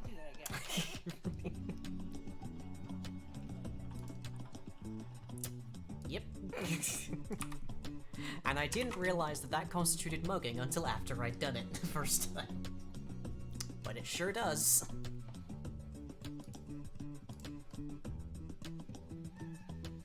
God, I haven't contemplated putting bodies and such in minecarts and stuff yet. That might actually be like a way easier way to transport villagers, and that has implications. It's like, I think, it was Foldable Human or Thanos, I forget which one, did a thing on accidentally a colonialism with regards to transplanting villagers from native villages to your own builds. And it's like, that's sketchy in and of itself. But in this case, it would actually be easier to knock them unconscious, put them in the thing, and then transport them. And now you're actively assaulting people to transplant them, and that's not just colonialism, that's just straight up slavery, isn't it? that's human trafficking. Well, a quicker way to disarm a pillager. Ish! Bludgeoning damage is comparatively harder to deal than just straight up large amounts of lethal damage. You can't deal bludgeoning damage just with a sword, for instance.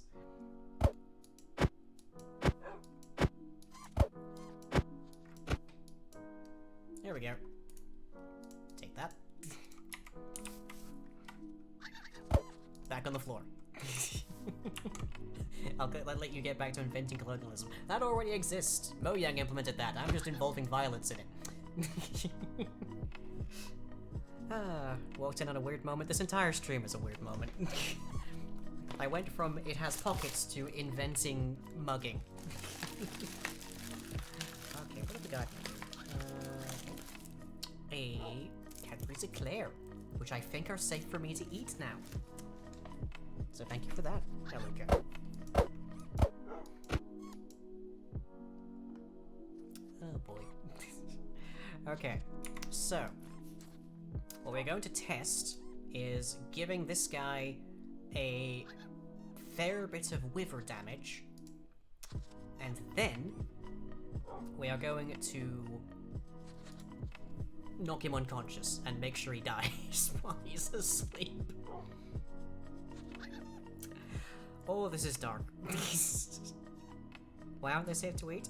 Oh, I had a whole bunch of fillings that were overdue, that I've had to get done in 2 different trips this year. I think which are both occasions where I just forget the entire day. And the most recent one of those was this past Friday.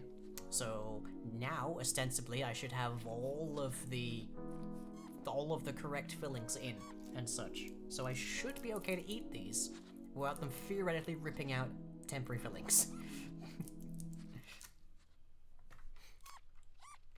But anyways, let's afflict this individual with a lethal disease, a lethal ailment, and then beat them unconscious again.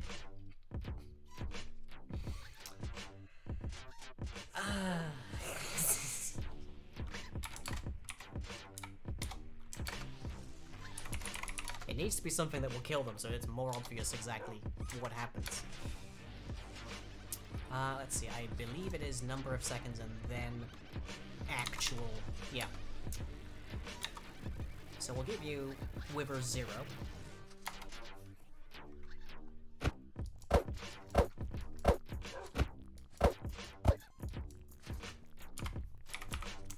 It'll take a bit, because it turns out villagers have 12 hearts. I didn't know that, but they do.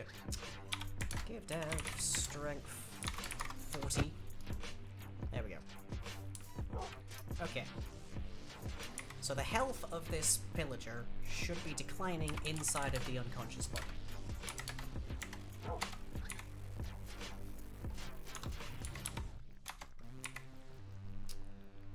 So let's see. Health 9 versus.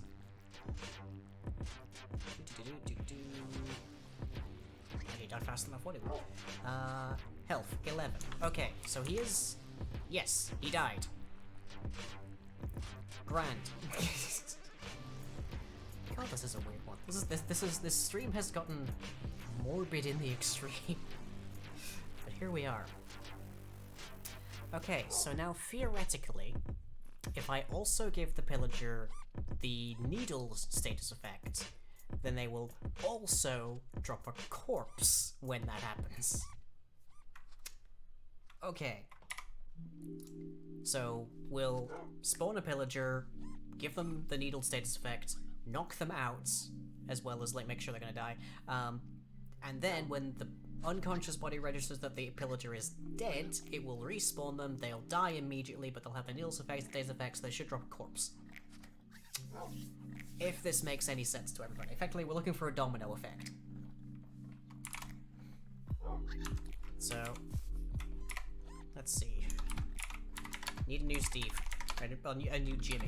Because I think they've been going up. So, no AI, no B. Make you silent as well. Okay, there's our Jimmy. So, give you the needled status effect for 8,000 seconds, let's say.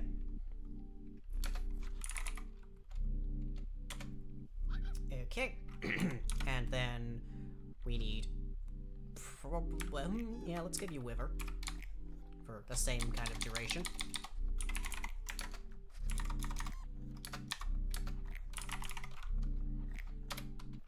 And let's give me very quickly Strength.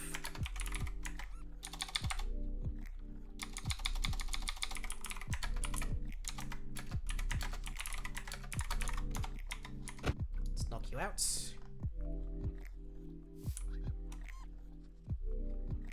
And see what happens, because the respawned mob should have needles still.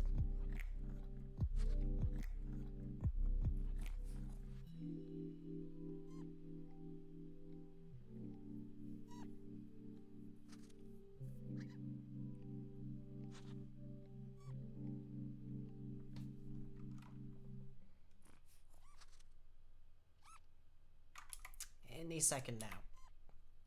Yes! We got a dead body. It worked. Woke up just fast enough to die. Perfect. Perfect. Okay. The full domino effect worked. Hurrah.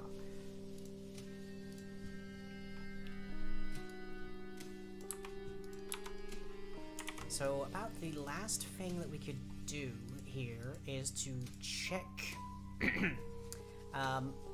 is to actually have the body be like giving off the particles of the potion effect, so you can see that it's working, that kind of thing. We also have a few like visual things to consider. Let me just quickly reboot that. I probably should have closed it. But yay, we can actually manipulate the mob's inventory when they're knocked out and such. That is the same inventory slots, by the way, that will be used by companions later down the road. I don't know if companions functional by the time we get the next version out. It would be lovely, but it will also take a while. So who knows? But that is unconscious bodies for mobs completely fixed. So hooray for that. Healing bludgeon damage we got. Player inventory access is a little tricky to test, but we can definitely get it for mobs, so calling that good. Non-player handling, we appear to have that working too, and not in a manner that creates a flesh lotus.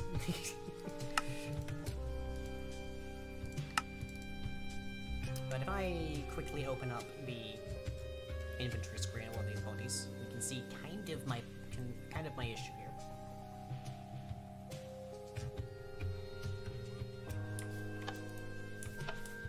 here. Okay. So this is currently what we see when we access a dead body. Zombies pretty much never should, but this is a testing environment, so it's fine. When this happens, is there more that we could say that the player would find useful? Because typically when you like check over a body in Dungeons and Dragons and whatnot, or most role-playing games, you can identify it died of blood loss, or it died of some terrible disease, or it died of a curse effect or something that like you can get information as well as rifling through its pockets. So what do we want to be able to see on these screens? And then again, with the with the unconscious, like knocked out, like jimmies. Let me just give myself that effect again because it just makes knocking them out really easy. There we go. Same story here. Theoretically, if you find an unconscious body, you should be able to diagnose certain information about them as well. If somebody has been beaten to within an inch of their life, you should be able to know some degree of that here, or like maybe know how long it'll be until they wake up, that sort of thing, or have some kind of estimate. So how do we want to reorganize this screen at the top here to sort of tell more about these creatures as we're going? Same applies as well to players, though players and unconscious bodies at the very least are a much more complicated thing, because when you open when you open their unconscious body, it should actually you should actually be able to affect their inventory. I feel like just makes sense to me. Back on the floor, thank you. But yeah, also I feel like you should definitely be able to move this around. Okay, let's do one other test here, because I haven't tested putting bodies into boats, and it feels like a thing. Yep, you can put a dead body into you can put a dead body into a boat. Can I put an unconscious body?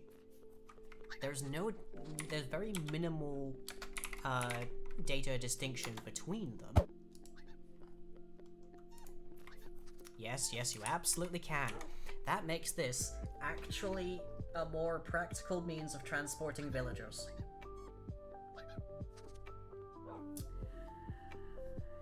Okay then.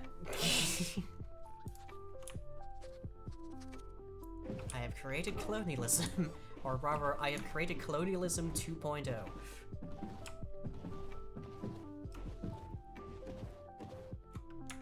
Okay, you should wake up over here in a moment. Because that's the next thing, is I'm fairly certain if they're the exact thing, they should be over here. Hey, Cam. Of course, if they wake up, they should jump ship, unless the ship is moving still. Which is just how Minecraft works. So let's wait a few seconds here and see, oh, yep, there they are. Right, that is a thing that we need to fix. More for continuity than morality. So when that happens, we need to basically be doing this.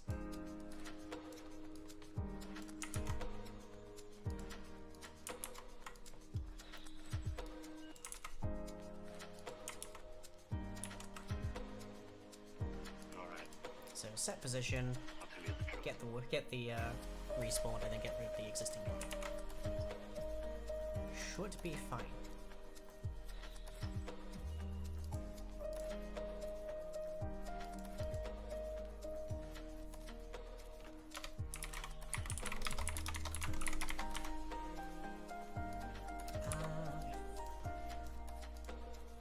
I think that's fine. I mean, this is good. That's just what happens when you slash kill the thing. It kills the unconscious body, respawns the body and the person inside of it, and then kills them as well. Remember all the happy times we had? Which is just in case there's anything they're carrying that you don't want them to You don't want to suddenly cease to exist, for instance. But okay, that should mean if we knock out Jimmy, put him in the boat again, and sail away, he'll respawn by the boat.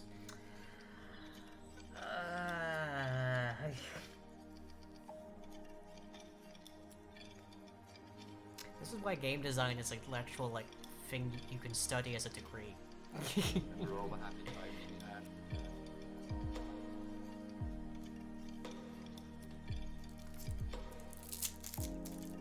So we eat my Eclair and try not to think about this too much. Very much alike.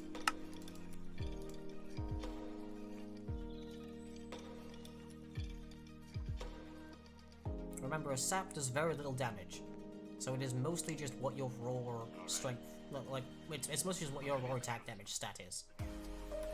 Which is a lot harder to get, particularly high, than a sword.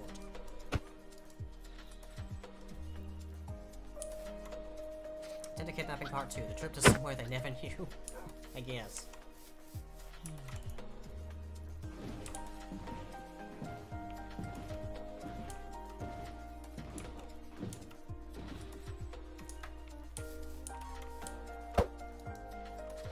Oh yes, let's make sure that you stay asleep for a bit longer.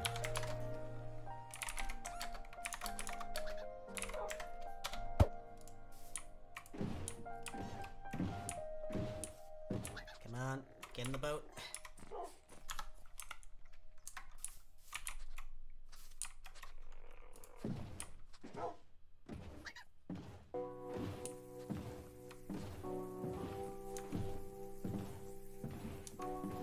I will say this does look quite strange.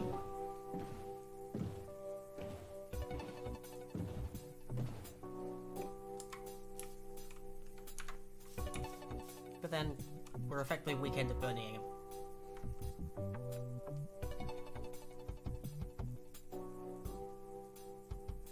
So when he wakes up, he should be by the boat, not by the stack of command blocks.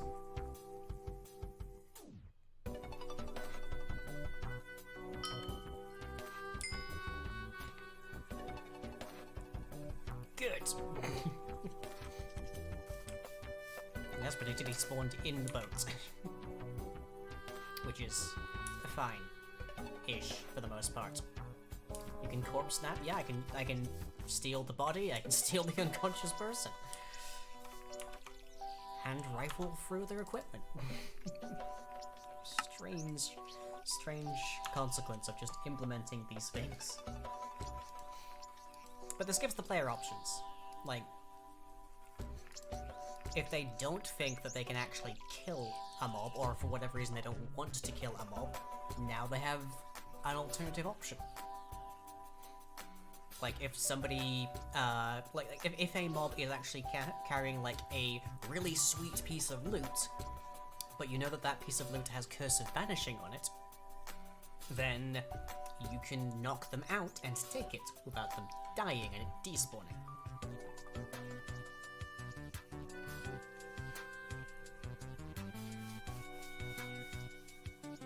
Or at least, that's one option.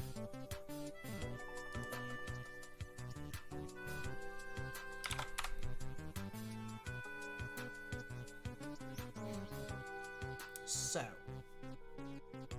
oh yes, we need to check if we've killed them with wither effects, so we know potion effects are still taking over appropriately. Let's try killing them as well.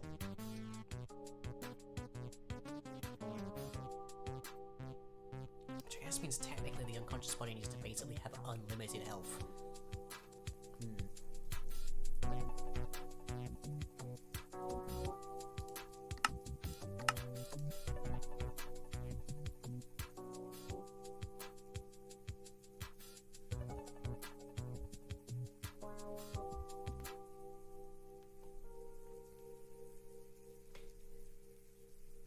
Okay, I don't still have the strength, so... whoop. Not even sure how I did that, but I'll take it.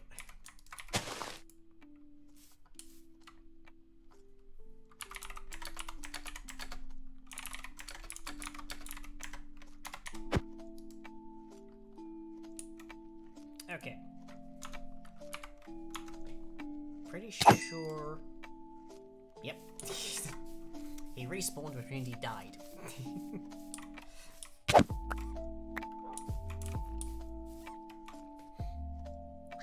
But let's get a new Jimmy, give you poison for a fair bit.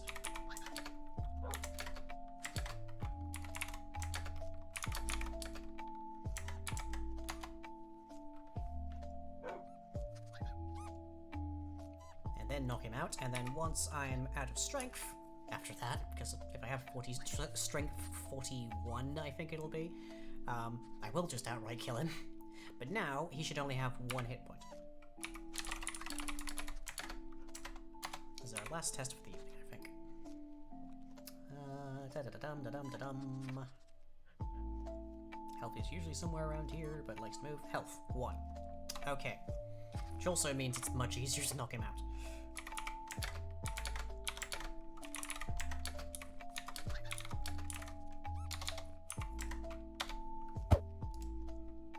Okay. So now, if we wait for that to go... Okay, apparently I did not deal with that.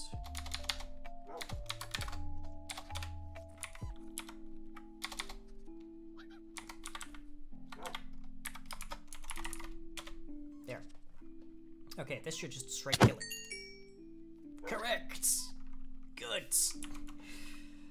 Which means the unconscious body is correctly storing the data of the creature and updating it, rather than just taking it as gospel, effectively.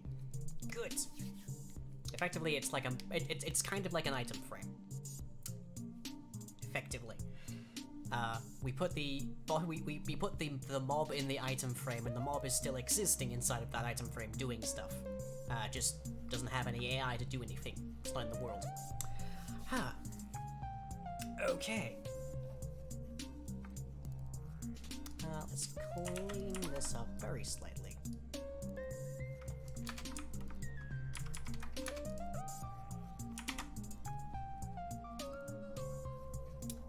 Yeah. So if it's not alive, respawn it. If it's not unconscious, respawn it. Whatever happens after that happens. And respawning involves removing the unconscious body. Very good. Very good. The only thing that concerns me is this probably shouldn't actually take damage unless it's the out of world damage. No, it's the on kill command damage. But it should still apply it to the entity. So yeah. Right. So next week we need to figure out what, if any, change do we want to make to the UI, and then it is a matter of testing unconscious players and access to their inventories, which is a little more tricky because right now I can only have 1 account on a server. The testing environment needs changing for that. But it's a start. It is a good start. Okay.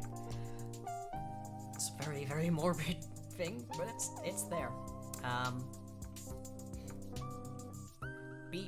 Having the option to like engage somebody in combat without just having to murder them to win, or hoping that they tell you that they're like on one health before you get the next attack in, that kind of situation, makes survival environments, especially hardcore survival environments, much more interesting, because it means if you want to have a gladiatorial battle but you don't want anyone to actually die, you can just use bludgeoning damage. They'll be fine. Eventually. Once they heal up and such. But it also gives you more options in combat, because it means like if you want something to be really obviously powerful but not actually just outright all the time murder the players, you can knock them unconscious. That kind of thing. Options make things... It's the spice, I guess, and apparently that spice allows for human trafficking and also mugging. It's like, this is, technically speaking, this is a fairly guaranteed way to get crossbows and tridents and stuff. All you have to do is knock out the entity holding it and you bypass the drop chances. You just don't get any of the loot. anyhow, that's all I've got for tonight. Hope you've enjoyed that. My next stream will be on Thursday with the Will of Madness crew, probably doing some more Deep Rock Galactic or Sea of Thieves, we'll see. And then on Saturday, we have some random games with patrons, and we also have this coming Sunday our Patron Games Day. So for as little as $1 a month, you can become a patron over patreon.com/lying. And take part in those, as well as see stuff ahead of time and see other kind of things, participate and whatnot with my content. And you also get, as a course of that, the opportunity to make my bills easier or even feasible, honestly, as well as keep the lights on and the like foods in our fridge, as well as help pay for my medication, which is currently still very expensive. Yeah. Thanks everybody who helps out with that. Any videos I make are video.com/drummercomic, and I'll catch you all as ever next time. Oh, I feel like I should be on a list for what I've made tonight.